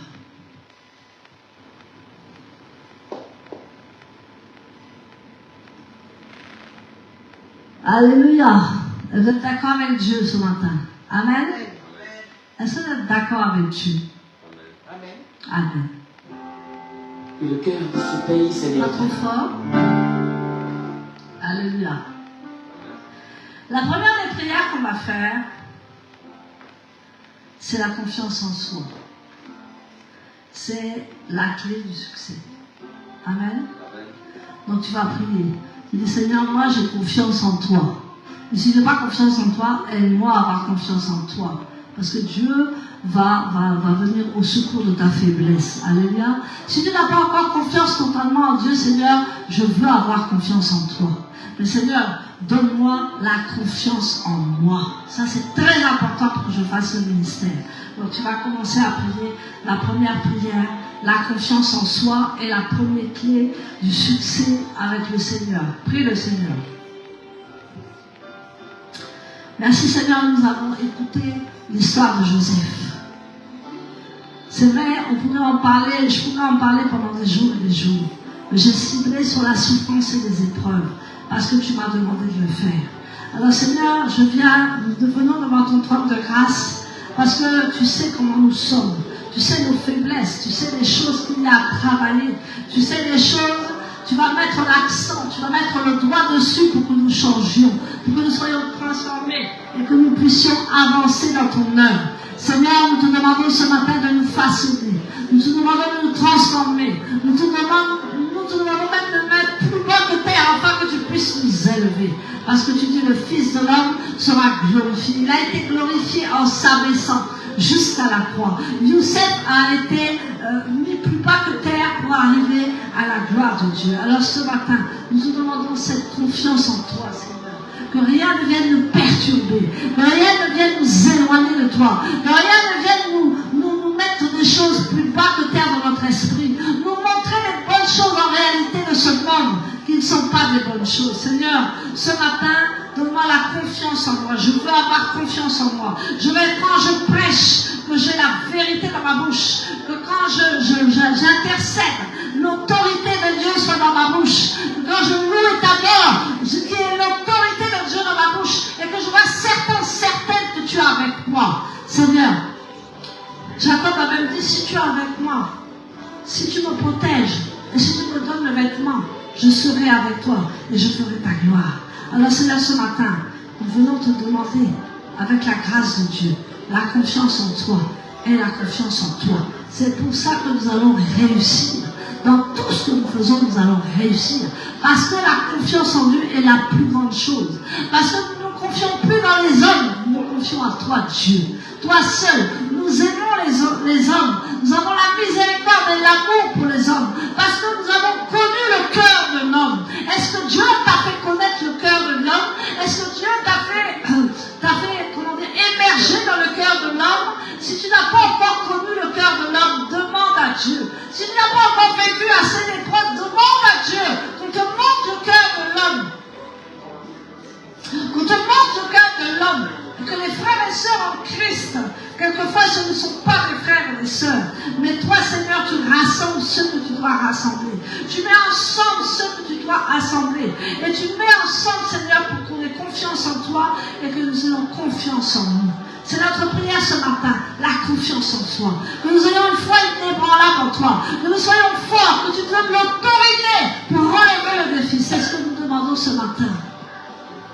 C'est ce que nous demandons ce matin, Seigneur. L'autorité de pouvoir parler de toi. La grâce et la miséricorde de pouvoir comprendre les gens. La grâce et la miséricorde d'être au-dessus des gens. Parce qu'on est déjà passé par là. Et on sait comment ça se passe. On peut les conseiller. On peut être psychologue avec eux. On peut faire du chemin avec eux. Seigneur, donne-nous tout ça ce matin. Nous avons besoin de toi. Nous avons besoin de toi. Nous avons besoin de toi. Nous avons confiance en toi, afin que tu sois de gloire en gloire avec nous. Amen. tu vas demander à Dieu de connaître le Père, de connaître l'amour du Père. Tu vas dire, Seigneur, je veux connaître ton amour, l'amour du Père, pour résister à toute tentation de haine et de choisir de te confier entièrement à Dieu. Amen. Ce matin, tu vas prier pour connaître l'amour du Père. Amen. Et pour résister à toute la haine qui est autour de toi. Et pour résister et te confier entièrement à lui. Quand tu vas faire ça, tu vas grandir, mon frère, ma soeur. Tu vas grandir tellement. Quand tu vas choisir de demander à Dieu l'amour du Père, quand tu vas choisir de te confier entièrement à Dieu, et pour résister à toute tentative de haine. Parce que la haine amène la destruction, mais l'amour apporte la réconciliation, comme Joseph a fait avec ses frères. Prie. Seigneur, nous sommes là ce matin. Seigneur, je veux connaître le Père. Je veux connaître l'amour du Père. Je veux connaître l'amour du Père. Parce que sans l'amour du Père, je ne pourrais rien faire. Je veux connaître ton amour, Seigneur, pour résister à toutes les tentatives de haine. Je ne veux pas devenir haineux ou haineuse. Je ne veux pas devenir aigri. Je ne veux pas être amer. Seigneur, éloigne l'amertume de moi. Éloigne la haine de moi. Seigneur, que je puisse connaître l'amour du Père. L'amour du Père qui a donné son fils Yeshua Mashiach et qui l'a livré au spectacle. Il l'a livré à tous les hommes pour qu'il ait la sainteté de Dieu, pour qu'il ait la glorification de Dieu dans son fils Yeshua. Seigneur, ce matin, je suis devant toi parce que je veux me confier entièrement à toi. Je veux me confier entièrement à toi. Je vais résister à toute la haine, toute la destruction qui est autour de moi. Et je veux te connaître. Fais-moi connaître ton amour. Père, fais-moi connaître ton amour, afin que je sois au-dessus de tout ça, afin que je sois au-dessus de la critique, afin que je ne sois au-dessus de la haine, afin que je sois au-dessus de l'amertume. Seigneur, ce ne peut pas être mon caractère, parce que le caractère de Dieu, c'est le sacrifice. Le caractère de Dieu, c'est l'amour du Père. Le caractère de Dieu, et c'est la miséricorde de son amour. Le Père nous aime tellement, parce qu'il est le Père du monde. Il y a ce chant qui dit, il est le roi du monde. Il est notre Père à tous. Alors ce matin, tu es notre Père à tous. Tu es notre Père à tous. Seigneur, éloigne de moi tout ce qui est méchant. Éloigne de moi un caractère violent. Éloigne de moi un caractère qui confronte mais dans la méchanceté. Éloigne de moi tout cela, que je sois comme le Père. Je veux connaître le Père, Seigneur. Fais-moi connaître le Père, Papa. Au nom puissant de Yeshua Mashiach, j'ai prié. Alléluia. On va prier pour que tu deviennes le sauveur de ta famille. Amen. Tu dois être le sauveur de ta famille. Tu es un Joseph. Dieu va passer par toi pour sauver toute ta famille. Et pour cela, tu vas offrir le pardon à ceux qui ne méritent pas. Pour briser les chaînes du mal. Et tu vas devenir le sauveur de ta famille. Comme Youssef est devenu le sauveur de sa famille, il est devenu le sauveur de toute l'Égypte. Alléluia. Toi, offre le pardon à ceux qui ne méritent pas. Offre le pardon aux méchants pour briser les chaînes du mal et deviens le sauveur de ta famille. Amen. Prie. Parce que Dieu t'a choisi, t'a mis à part pour ta famille. C'est pour ça que tu souffres plus que les autres. C'est pour ça que tu es mis à part. C'est pour ça qu'on ne te comprend pas. C'est pour ça qu'on te violente. C'est pour ça qu'on t'accuse. C'est pour ça qu'on est dans l'indifférence avec toi. C'est pour ça qu'on est dans la suspicion avec toi. C'est pour ça qu'il y a un manque d'amour de la part des tiens. Parce que tu as été mis à part pour eux. Et après, Joseph a dû disparaître. Je te dis, Joseph a dû disparaître. Amen. Joseph a dû s'effacer. Joseph a dû disparaître pour réapparaître pour sauver le monde. Pour réapparaître pour sauver ta famille. Peut-être ça fait longtemps que tu es séparé de ta famille. Peut-être que tu es même dans ta famille dont on ne te comprend pas. Je te dis, c'est une épreuve que je t'ai donnée. Alléluia. Pour que tu sois le sauveur, le Joseph de ta famille. C'est pour ça que tu subis tout cela. C'est pour ça que tu es à côté de toutes ces choses. Parce que tu dois être le sauveur de ta famille. Amen. Tu dois le payer. Il y a toujours quelqu'un qui paye le prix. Et tu payes le prix pour ta famille. Tu payes le prix pour tes enfants. Tu payes peut-être le prix pour ton mari. femmes, tu payes le prix pour tes amis, tu payes le prix pour le peuple de Dieu. Parce que Dieu veut que tu les pardonnes et que tu deviennes le sauveur de ta famille. Youssef a été le sauveur de ses frères et de l'Égypte tout entière. Et quand ses frères, ils ont vu qu'il pardonnait. Amen. Parce qu'on l'avait vendu et ils savaient qu'on l'avait vendu. Et quand ses frères ont su que Joseph savait qu'il l'avait vendu, ses frères ont pleuré, ses frères ont demandé pardon, ses frères se sont agenouillés. C'est comme ça que ça va se passer pour toi, hein, pour toute ta famille. Je suis en train de payer le prix. Mais paye le prix dans l'obéissance, paye le prix dans la confiance en Dieu, paye le prix pas dans la haine, ni l'insécurité, ni la crainte de ces choses. Paye le prix, ferme ta bouche et avance, alléluia. Parce que Dieu est là. Dieu a entendu tous tes pleurs. Dieu a entendu tous tes cris à propos de ta famille, à propos de tes enfants, à propos de ton mari, à propos de ta femme. Mais tu payes un prix inexprimable. Tu payes un prix que personne ne peut payer parce qu'il veut que tu sois le sauveur de ta famille. Moi et ma famille, nous serons sauvés, dit l'Éternel. Toi et ta famille seront sauvés. C'est le salut. Tu es porteur du salut. Tu es messianique, c'est pour cela. C'est pour apporter le salut dans ta famille. Tu payes le prix dans le messianique pour apporter un salut total à ta famille. Et ça peut te sembler difficile. Ça peut te sembler que tu n'es jamais avec eux. Ça peut te sembler que tu es avec eux, mais tu es seul. Ça peut te sembler qu'on t'a écarté, qu'on t'a mis de côté. Oh, celui-là ou celle-là, elle est dans ses nuages. Elle est dans sa religion. Elle est dans ceci, elle est dans cela. Mais Dieu a un plan divin, un grand plan divin pour sauver ta famille. C'est pour ça que n'arrête jamais. N'arrête jamais de prier pour ta famille. N'arrête jamais d'être avec eux dans la prière. Sois un exemple pour ta famille. Même s'ils ne t'aiment pas, même s'ils te critiquent, même s'ils voient quoi tu es toujours le même. Attentionné à la valeur des autres. Amen. Tu vois leur valeur. Dans la méchanceté, tu vois leur valeur. Tu vois ce qu'ils veulent de toi. Tu vois qu'ils voudraient bien être comme toi. Mais ne le peuvent pas sans l'intervention de Dieu. Deviens le sauveur de ta famille. C'est ce que Dieu te demande ce matin. C'est le parcours de Joseph. Il a eu un parcours si brutal. Il a eu un parcours si méchant. Il a eu un parcours sans pitié, sans miséricorde. Mais il était une figure messianique de Yeshua. Il a supporté tout cela à cause de Yeshua. Alléluia. Tu subis beaucoup de choses à cause de Yeshua. Je connais ta souffrance. Parce qu'on le vit tous, la souffrance. Mais Dieu te dit ce matin, tu vas devenir le sauveur de ta famille. Tu seras le réconciliateur de ta famille. Et ceux qui t'avaient piétiné, qui t'avaient fait du mal, leur ont demandé pardon. Pardon parce qu'on n'avait pas compris. Pardon, les frères de Joseph se sont agenouillés quand ils ont vu que Joseph savait qu'il les avait vendus. Ils ont eu peur parce qu'ils ont dit Joseph va se venger. Amen.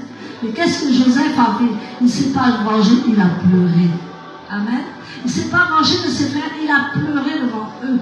Il a dit, j'ai tracé le chemin, j'ai fait ce chemin pour que vous soyez avec moi aujourd'hui.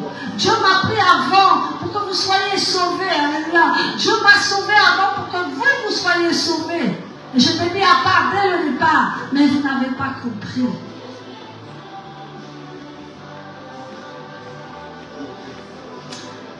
La dernière prière, l'avant-dernière prière, tu vas demander l'humilité à Dieu. Parce que l'homme charnel n'est pas humble. On peut voir un homme charnel humble, mais en vérité il n'est pas humble. Il est orgueilleux à l'intérieur. Demande à Dieu de servir les autres. Yeshua a servi pendant qu'il était sur cette terre. Amen. Demande à Dieu de te laisser transformer, de te laisser formater. Laisse Dieu même te rabaisser au plus bas pour t'élever par la suite. Amen. Laisse-toi faire ce matin dans les mains de Dieu. Amen. Laisse-toi faire. Même si tu vois que personne ne te regarde plus, tu as baissé au plus centimètre par terre. Tu dis, Seigneur, je vais continuer à servir les autres. Parce qu'en me rabaissant, tu vas m'élever par la suite. Amen. Il y a une grande élévation pour les enfants de Dieu. Mais il faut qu'ils passent ce chemin. Prie. Demande à Dieu d'humilité à Dieu ce matin. Demande à Dieu de servir les autres ce matin. Laisse-toi transformer, laisse-toi formater par Dieu. Laisse-toi même te rabaisser au plus bas pour t'élever par la suite. Prie le Seigneur.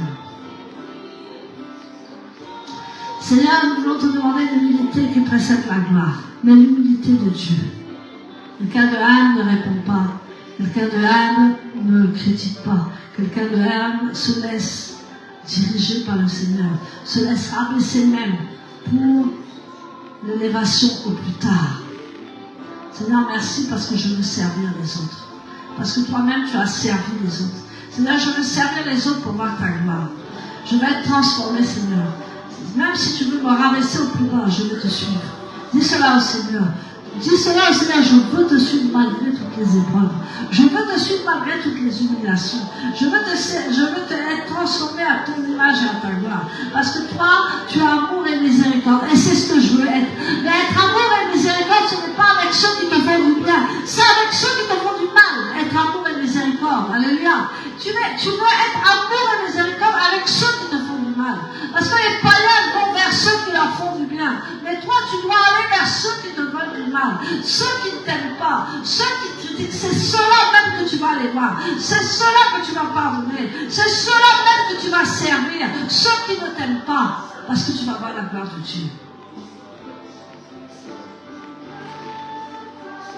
C'est ça l'humilité. L'humilité est le contraire de l'orgueil. Toi, tu sais à l'intérieur qui tu es. Tu sais que tu es le fils et la fille de Dieu. Tu sais que Dieu a un grand plan surnaturel pour toi. Donc c'est pour ça que tu peux supporter les autres. Tu peux les conseiller. Amen.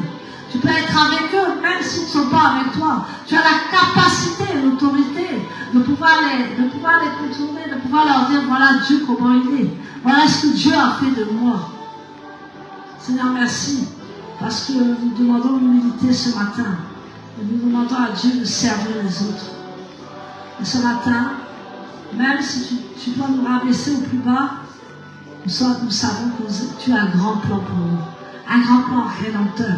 Un grand plan du monde entier. Alléluia. Un grand plan du monde entier.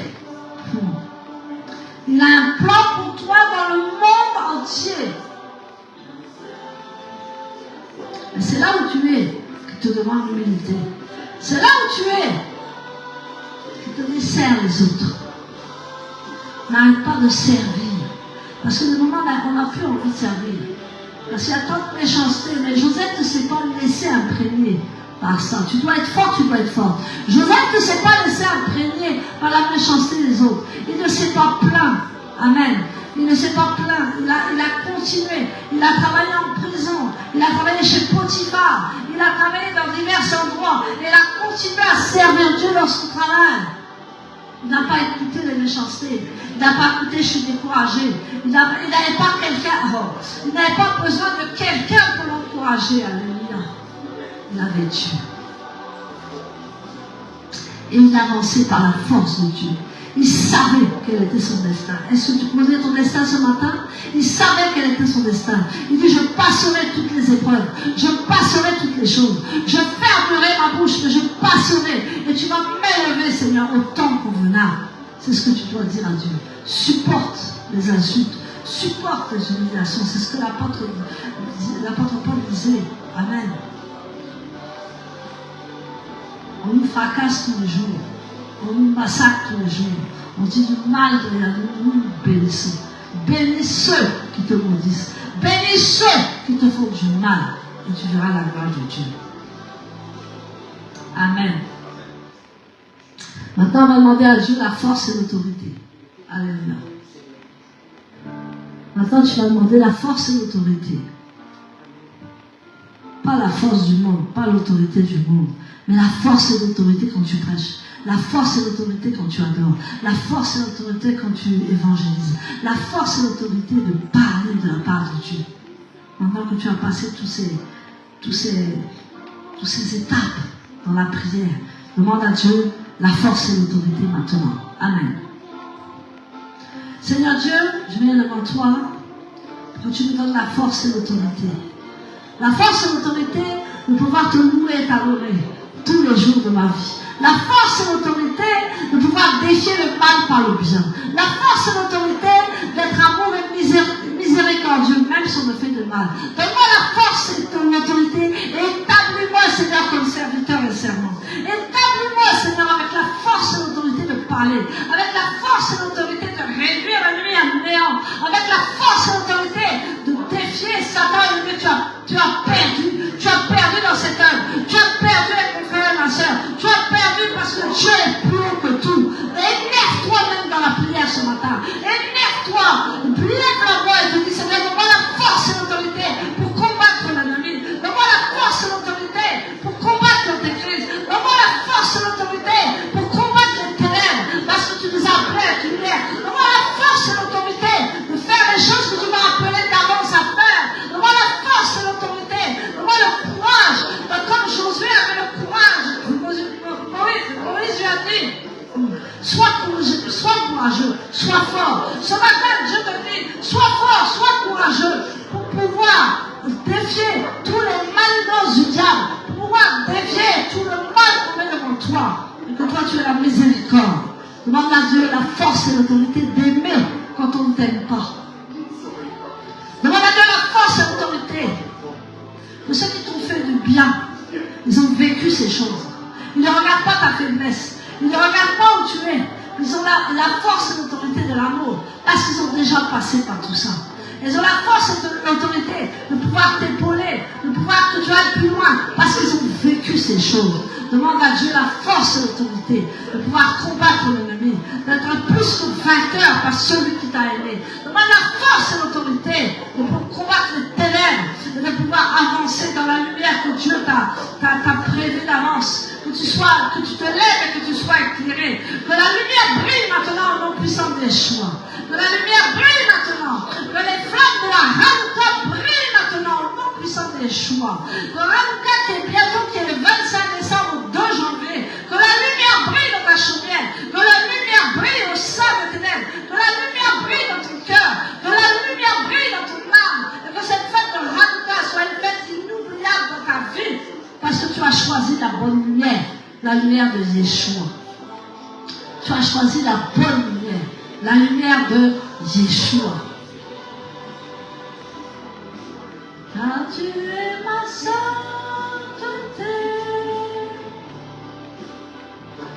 mon cœur t'adore, mon Dieu puissant, nul n'est comme toi, Seigneur. Ta présence est ton autorité. Donne-moi la force et ton autorité. C'est tout ce que j'ai besoin ce matin. Ta force est ton autorité. Ton amour est ton autorité. Que le Seigneur vous bénisse. Amen. Soyez des combattants de la foi. Soyez comme Abraham, soyez comme Isaac, soyez comme Jacob. Et soyez comme Youssef. Je déclare que vous soyez comme Youssef ce matin et que vous arriviez à votre destinée. Je déclare que Youssef est un bon modèle pour toi. Abraham est un bon modèle pour toi. Tous les hommes de Dieu sont des bons modèles pour toi, pour que tu avances dans la gloire et dans la sainteté. Amen. Amen. Merci pour le message de ce matin. Merci pour tout ce que Dieu a fait pour nous ce matin. Et nous rendons grâce pour cette bénédiction de ce matin, car elle dit sa parole ne descendra pas sans avoir eu aucun effet sur la terre. Je sais que le message de l'apôtre ce matin est venu pour nous conforter et pour nous remettre à l'ordre dans l'obéissance de Yeshua ce matin. Parce qu'elle a dit elle a beaucoup parlé, elle a beaucoup donné des conseils dans cet enseignement de cette matinée. Donc, à nous de voir ce qui est essentiel pour nous. Ici, vraiment, nous voulons être transformés par cette parole. Donc, bien aimés dans le Seigneur, nous sommes là au temps le témoignage pour le message. Donc nous allons témoigner sur le message, la louange et l'adoration, le message. Si quelque chose en dehors de ça, un témoignage aussi, c'est le temps des témoignages. Donc nous attendons le courageux et la courageuse qui nous regardent. Ce matin, les témoignages sont là. C'est le temps de témoigner. C'est le temps d'apprécier. C'est le temps de se dévouer. Bon, moi-même, je vais commencer par moi-même. Parce qu'on dit que la bonne charité commence par soi-même. Donc, comme je suis là devant là, je vais vous donner mon témoignage. Premièrement, d'abord, je vais commencer par la parole de ce matin. Quelque part, l'apôtre a dit, à 17 ans, déjà, Joseph avait déjà été transformé. Et lorsque nous voyons aussi, quelque part, j'ai lu, à 17 ans, David, c'est là où David commence aussi à servir Dieu. À 17 ans. Donc, nous voyons ici quelque chose. Et j'ai béni encore, elle est encore partie plus en profondeur, en disant que on ne peut pas être prêt si on ne souffre pas. Donc, on ne peut pas être prêt si on ne souffre pas. J'ai compris que il est difficile pour le fils d'un président de devenir un serviteur de Dieu.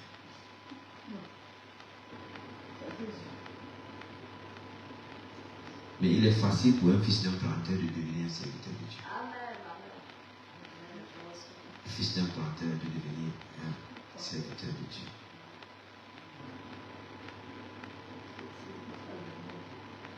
Nous voyons ici le contraire du monde.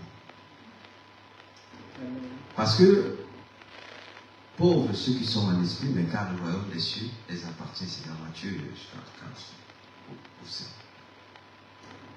Voilà ce que Dieu veut nous faire comprendre. Le salut est venu pour le pauvre, en esprit. Celui qui est pauvre, c'est à toi que le salut a été destiné. Mais c'est pourquoi il dit large est la porte étroite qui mène à la perdition. Regardez ceux qui prient, c'est ceux qui n'ont pas. Ceux qui prient, c'est ceux qui sont malades. Ils ont besoin d'être guéris. Ils ont besoin de voir le miracle. Ceux qui viennent là, qui disposent de leur temps, qui ont compris déjà la vie éternelle. Si vous n'avez pas compris la vie éternelle, c'est que vous n'êtes pas là. C'est parce que vous avez compris la vie éternelle, c'est pourquoi vous êtes là. Et vous voulez voir le miracle. Le riche ce matin ne peut pas être là. Ou l'enfant d'un président ne peut pas être là. Il va dire, c'est pas son milieu ici. S'il va dire, c'est pas son milieu, c'est pas sa classe de vie ici.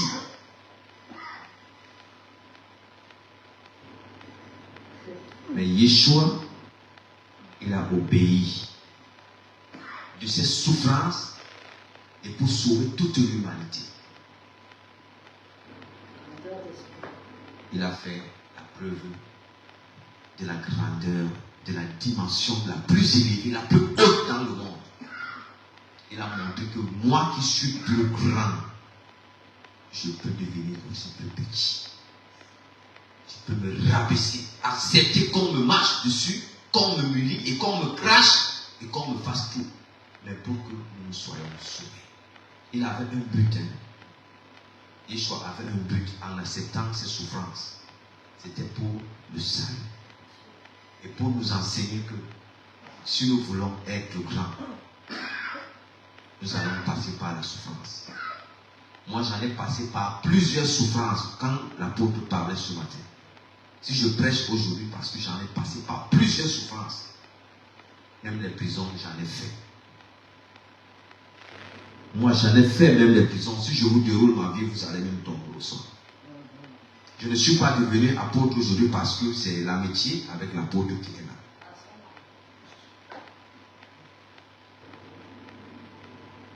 Et quand elle est arrivée à ça, j'ai dit gloire à Dieu parce que je pense que lorsque Dieu fait des choses, il sait ce qu'il fait. Et c'est pourquoi j'ai beaucoup remercié cet enseignement. Et c'était vraiment très édifiant, réconciliant, conscient. Donc, tu comprenais que c'était limpide. Donc, ça venait ici pour nous ramener à comprendre l'obéissance de Dieu.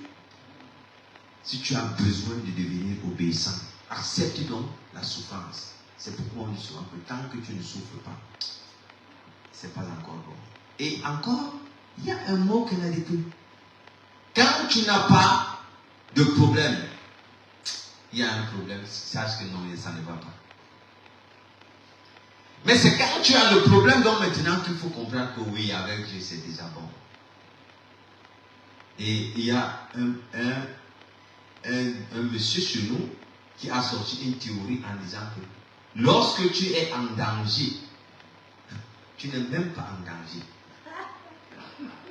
Ah oui, c'est ça que j'ai pensé tout à l'heure. Et le monsieur dit que c'est lorsque tu n'es pas en danger que toi, dis-toi que je suis en danger. Donc lorsque nous sommes souvent la bien nation, on a tout, faites attention. C'est là où vous êtes en danger. Quand vous avez tout, c'est là où vous êtes en danger. C'est quand vous êtes même en manque que vous cherchez, c'est là où le danger se cache de vous. Parce que là, vous êtes dans la présence de Dieu. Mais pour y demeurer dans cette présence-là, même quand nous avons, c'est l'obéissance à la parole. Amen. Ça, c'est mon premier témoignage. Maintenant, mon second témoignage, vous savez, cette semaine-ci, je suis un peu sorti. Parce que chaque mois, je prie souvent, je prie un genre. J'ai souvent un genre, moi je me lamente même des fois avec Dieu. Je me fâche et je fais mes choses comme je fais là. Je dis avec eux, Seigneur, c'est toi qui as écrit dans ta parole, on cherche premièrement le royaume des cieux, le reste ne sera donné par les cieux. Moi je ne comprends pas quelle chose du royaume, moi je dis, à un moment donné, avec tes paroles et tout, mais ça me fatigue même. Donc, je suis sorti cette semaine-ci, je suis parti. J'ai souvent, parce que j'ai deux styles de chaussures de Timberline là. J'ai deux Timberline. J'ai une avec laquelle je travaille. Avec une avec laquelle je travaille. Le matin, je me suis levé, j'ai fait, comme l'autre là s'est décollecté, ici c'est elle que je marche souvent. Je marche avec elle. Elle est bien présentable. Elle n'est pas la chaussure du chantier. Elle, la semaine, toutes les 2 semaines se sont décollectées. Je dis, je n'ai pas encore collé, je vais faire comment? Je dis non. J'ai pris les autres du chantier, j'ai mis. Et je suis sorti. Vous savez, je suis parti. Il y a, où j'étais, il y a un monsieur, le monsieur m'appelle et dit, dis-moi, tu fais la peinture, tu fais le plateau, tu fais dans le bâtiment. Je lui dis, oui. Il dit, vraiment, Dieu est merveilleux. Il me dit que Dieu est vraiment merveilleux. Je lui dis, il y a quoi? Il me dit que non. Puisqu'il y avait des gens, il me dit que viens dans mon bureau. Nous sommes partis dans son bureau. Il m'a proposé plusieurs choses et des contrats et tout. Je suis resté tranquille et après il m'a amené voir le travail. Vous savez, j'ai dit, et lui et moi nous étions dans la voiture. Je lui ai dit, tu sais, je vais donner témoignage dans le ministère. Parce que si je n'avais pas ces chaussures-ci, toi, tu ne pouvais pas m'embaucher. Si c'est parce que j'ai eu ces chaussures-là que toi tu m'embauches, si j'étais venu avec les chaussures-ci que je porte là, le monsieur là, il devait m'embaucher. Donc, il m'a dit, oui, certes, si tu étais venu avec d'autres choses, je ne pourrais pas embaucher. Mais ça, c'est la volonté de Dieu. Ce que le monsieur là m'a répondu, il m'a dit, ça, c'est la volonté de Dieu. Ce n'est pas ni ma volonté ni ta volonté. Dieu a voulu que ça soit ainsi. Et on l'accepte ainsi. Amen. Donc, ce que je veux vous dire, c'est que un enfant de Dieu, moi je dis, il n'a plus honte. moi, je dis souvent que moi, quand je travaille, même quand je fais la paix, je peux marcher dans tout Paris et j'ai la paix, je m'en fous. Moi, je n'ai pas de problème avec quelqu'un. Moi, je sais pas. Moi, dans ma vie, je n'ai même pas de problème avec quelqu'un. Moi, c'est mon propre, c'est ma vie. Donc, c'est pourquoi, puisque je n'ai pas honte, voilà. Puisque je n'ai pas honte, je m'habille comme l'esprit me demande de m'habiller.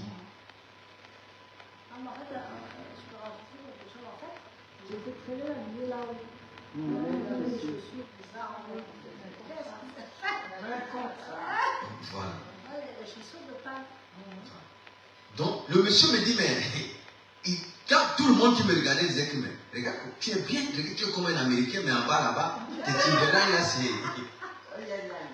Voilà. Mais c'était la volonté de Dieu. Donc, quand Dieu veut faire quelque chose, il fait la chose en son temps. Mais, franchement, sans vous toutefois vous tromper, vous mentir, on est souvent impatient.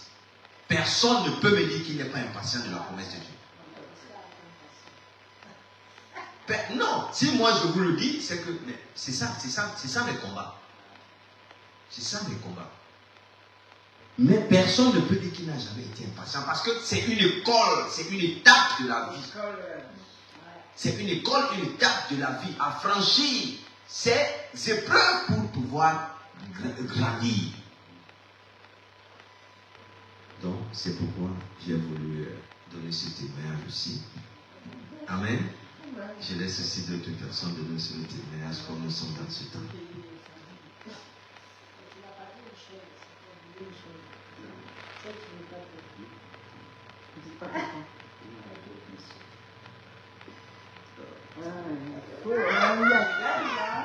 Cache pas, hein? Je vais dire la vérité.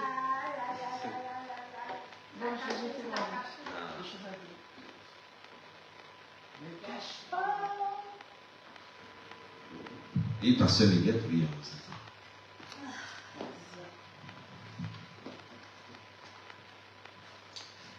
Shalom à tous ceux-là qui sont en ligne et en présentiel, bien sûr. Shabbat Shalom. Je voudrais partir de verset biblique pour arriver à mon témoignage. Jacques 1, verset 12, qui nous dit « Béni et heureux est l'homme qui supporte et persévère quand subit la tentation, car après avoir passé l'épreuve, il recevra sa couronne de vie que Dieu a promise à ceux qui l'aiment. » Amen. Je dirais, je parlerai à la troisième personne du singulier. Elle a été pas désirée. Cinquième d'une fratrie. Je dirais, je vais mesurer mes mots parce qu'il y a des choses qui remontent lorsque on a un tel message de Joseph qui a été, je dirais, un élément, un serviteur qui a su souffrir en silence et qui n'a pas, qui ne s'est pas lamenté comme nous parfois nous le faisons. Quand la souffrance de la naissance nous emmène à la fidélité de Dieu, c'est mon cas. Rejeté, mal aimé de mon père, ça aurait été, actuellement, je ferais le 119. C'est vrai qu'à travers cette paracha, on a beaucoup parlé. Et quand on a eu un parcours aussi difficile, dès l'âge de 14 ans, séparé de mes deux parents, ce sont des choses qui remontent aujourd'hui. Traverser les épreuves. Et à un moment de notre vie, on fait de cette épreuve-là une force. Parfois une force invisible, une force intérieure. J'étais très introvertie, je ne parlais pas. Je ne parlais jamais. Et jusqu'à aujourd'hui, je suis capable de tenir un secret qu'on me donne. Je ne parle pas, mais j'observe. À travers des amis que j'ai pu rencontrer, des soi-disant amis, mais que Dieu me montre leur cœur aujourd'hui. Et c'est vraiment dommage pour eux. Parce que cette force en moi m'a permis d'ouvrir ma porte à des étrangers. ouvrir ma porte à des personnes que je ne connais pas, mais qui te trahissent. Mais Dieu est pardon. Donc aujourd'hui, j'ai appris à les pardonner. Parce que quand je vois l'histoire de Joseph, on ne peut que lister toutes les personnes qui n'ont pas compris l'amour qu'on a pu leur donner ou cette main tendue. Donc, on arrive à ce pardon. Et je dis que Dieu est miséricordieux, il est fidèle. Donc, je crois que ça m'a beaucoup secoué aujourd'hui, le message de l'apôtre. Et c'est un message qui est riche en enseignements, un message qui nous permet de peser nos mots, qu'on puisse un peu aller réviser notre façon d'être avec les autres, de savoir comment on parle aux autres et arriver au pardon. Ne pas retenir dans son cœur et toujours pardonner. Même quand on pense que les gens sont hypocrites avec toi, pardonner. Même quand on pense qu'on parle du mal de nous-mêmes, pardonner. Et c'est vrai qu'aujourd'hui, à travers le message de Youssef, je voudrais vraiment devenir meilleur. Pas meilleur pour moi-même, mais meilleur pour tout cela que Dieu enverra sur, tous les âmes que Dieu enverra sur ma route. Devenir meilleur pour permettre, à travers tout ce que j'ai connu, toutes ces épreuves, toute cette maltraitance, toute cette médisance, tout ce mépris qui m'a été adressé, faire une force qui parle en elle-même, une force qui me rendra plus fort par l'Esprit de Dieu. Et je voudrais dire merci à tous ceux-là qui ont un brin d'amour pour les autres, ceux qu'on ne connaît pas. Et que Dieu puisse encore nous relever, que Dieu puisse encore nous remplir de son esprit, que Dieu puisse encore nous remplir de cette fonction qui est d'aimer au-delà de tout. On dit souvent que la personne humaine est la plus précieuse des richesses et que servir l'humanité est l'œuvre la plus noble d'une vie.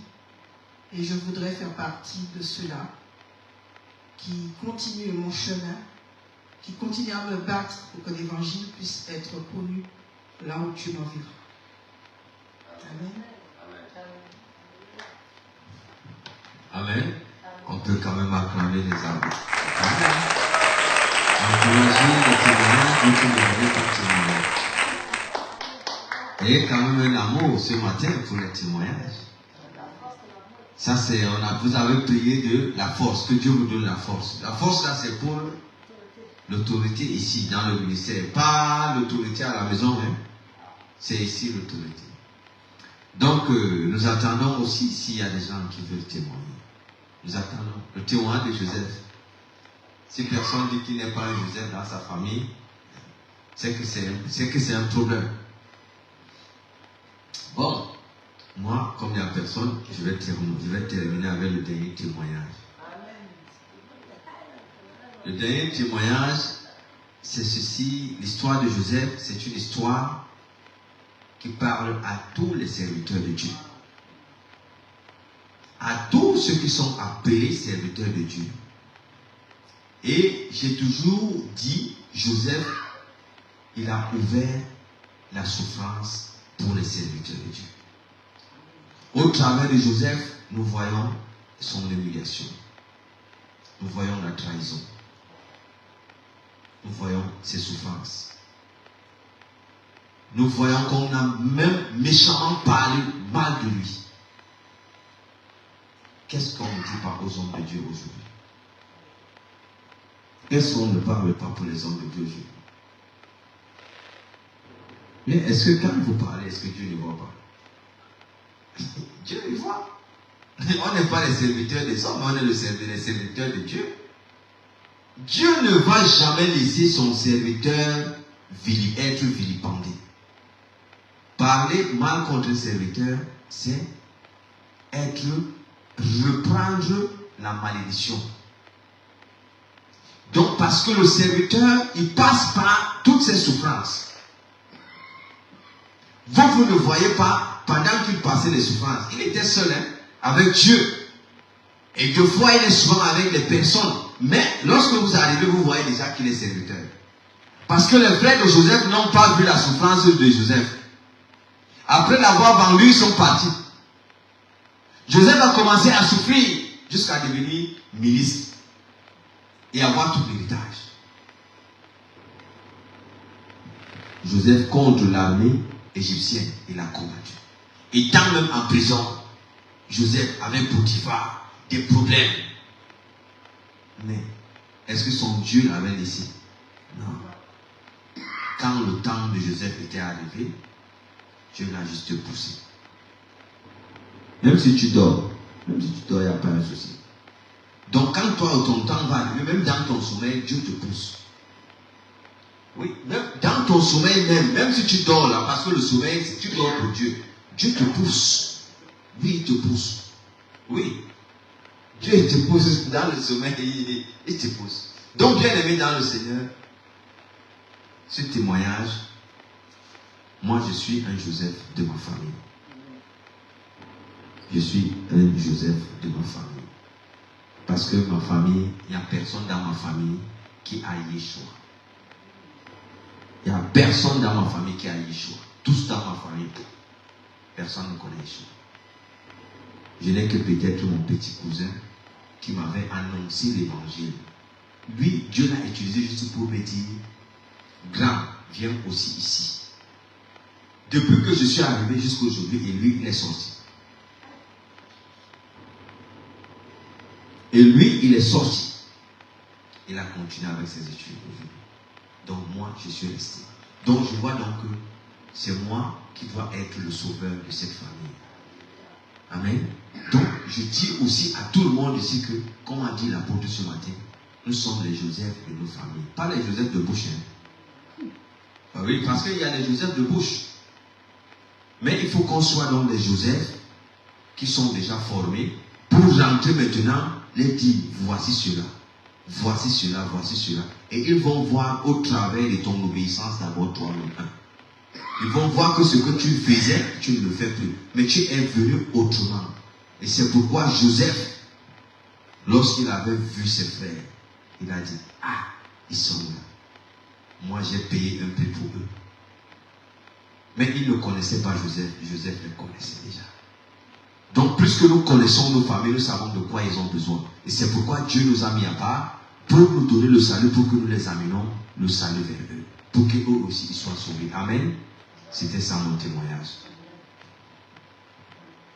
Donc, s'il n'y a pas le témoignage, on va passer maintenant à l'action suivante, qui est le moment de donner à Dieu aussi ce qui est à Dieu. Parce que c'est notre Dieu, il nous aime tellement, afin que nous entrons pleinement dans toute la bénédiction de ce matin, qui est l'offrande et notre dîme. Nous la donnons à Dieu, nous ne la donnons pas à nous-mêmes. Parce que tout cela, c'est dans le monde spirituel que Dieu juge tout cela lui-même, en disant que nous obéissons à sa parole. Parce qu'il nous a demandé d'apporter dans sa maison ce que nous avons, parce que c'est lui qui pourvoit pour nos besoins. Et lorsque nous revenons vers lui pour lui donner, lui, il multiplie. Parce que il y a ce problème-là qui se pose aujourd'hui dans le monde. Ce n'est plus le problème de l'enseignement même de la femme qui dérange les chrétiens. Mais aujourd'hui, c'est l'enseignement de la dîme. Je suis dans plusieurs plateformes. Aujourd'hui, c'est l'enseignement de la dîme. Mais la dîme en elle-même, elle est spirituelle. Les gens disent que Yeshua est ma dîme. Oui, mais Yeshua aussi, il est mort. S'il est mort, pourquoi tu le suis? Yeshua, il est mort, il est ressuscité. Yeshua, il est mort, il est ressuscité. Lui-même, nous avons lu ici, il a obéi à Dieu. Lui, il a obéi à Dieu pour passer toutes ses souffrances. Donc, nous aussi, nous devons comprendre que le spirituel, c'est autre chose. Pour que tu puisses avoir une grande délivrance, une bénédiction, que tu touches ta famille, que tu touches le cœur de Dieu, il faut que tu obéisses aux lois spirituelles. Ça, ce sont des lois qui sont spirituelles. Et on ne peut pas les transgresser. Lorsqu'on les transgresse, il y a problème dans notre propre vie spirituelle. Donc, bien aimé dans le Seigneur, avec notre amour et avec notre joie de cœur, donnons à Dieu ce qui est à Dieu ce matin. Amen. Oui, Hachem, nous voulons respecter ce matin ton commandement que tu as donné à Moïse. Tu l'as demandé, Père, que tout chef de tribu et de clan apporte dans ta maison l'offrande pour ton autel. Ce matin, le lion de la tribu de Juda apporte son offrande pour te présenter cette offrande et c'est dit. Bénis ces offrandes, multiplie-les, pourvoir à ceux qui n'en ont pas. C'est toi le bon pourvoyeur et c'est toi qui nous donnes. Pourquoi nous ne devons pas te donner? Ce matin, nous te rendons grâce parce que tu l'as déjà fait dans le nom de Hachem et ton fils Yeshua Mashiach. J'ai prié. Amen. Amen.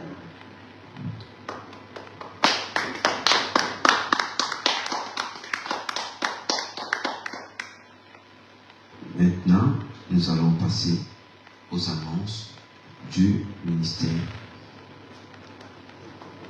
Déjà le jeudi,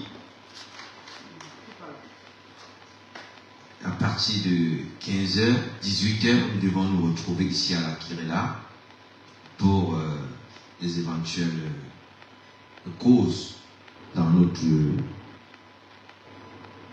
ministère. Intercession, répétition de louange et adoration, sauf si c'est un autre jour spécifique. Et maintenant, le samedi, comme à l'accoutumée, à 10h, nous nous retrouvons ici à la Kirela. Déjà pour célébrer le Saint Shabbat. Pour le moment, c'est le programme de la Kirela pour le moment. Et nous allons commencer à préparer Hanouka qui est le 25 soir, qui commence le 25 soir. Nous avons 7 jours. Nous avons 7 jours de Hanouka, la fête des lumières. Nous avons 7 jours, donc l'apôtre fera des enseignements sur cette fête. Donc nous connaissons déjà nos programmes dans les forums, dans les différents groupes. Et je bénis encore le service des pasteurs et des sœurs dans le ministère, et des frères aussi. Je bénis aussi Dieu pour la semence qu'il est en train de s'aimer de par toute personne. Parce que c'est ça le fruit de l'amour de l'œuvre de Dieu. Même si nous sommes 2, 3, nous sommes déjà formés, c'est pour aussi aller aussi appeler les autres pour venir dans le plan du salut. Amen. Donc soyons fortifiés dans le nom puissant de Yeshua et livrons-nous, faisons la prière sacerdotale.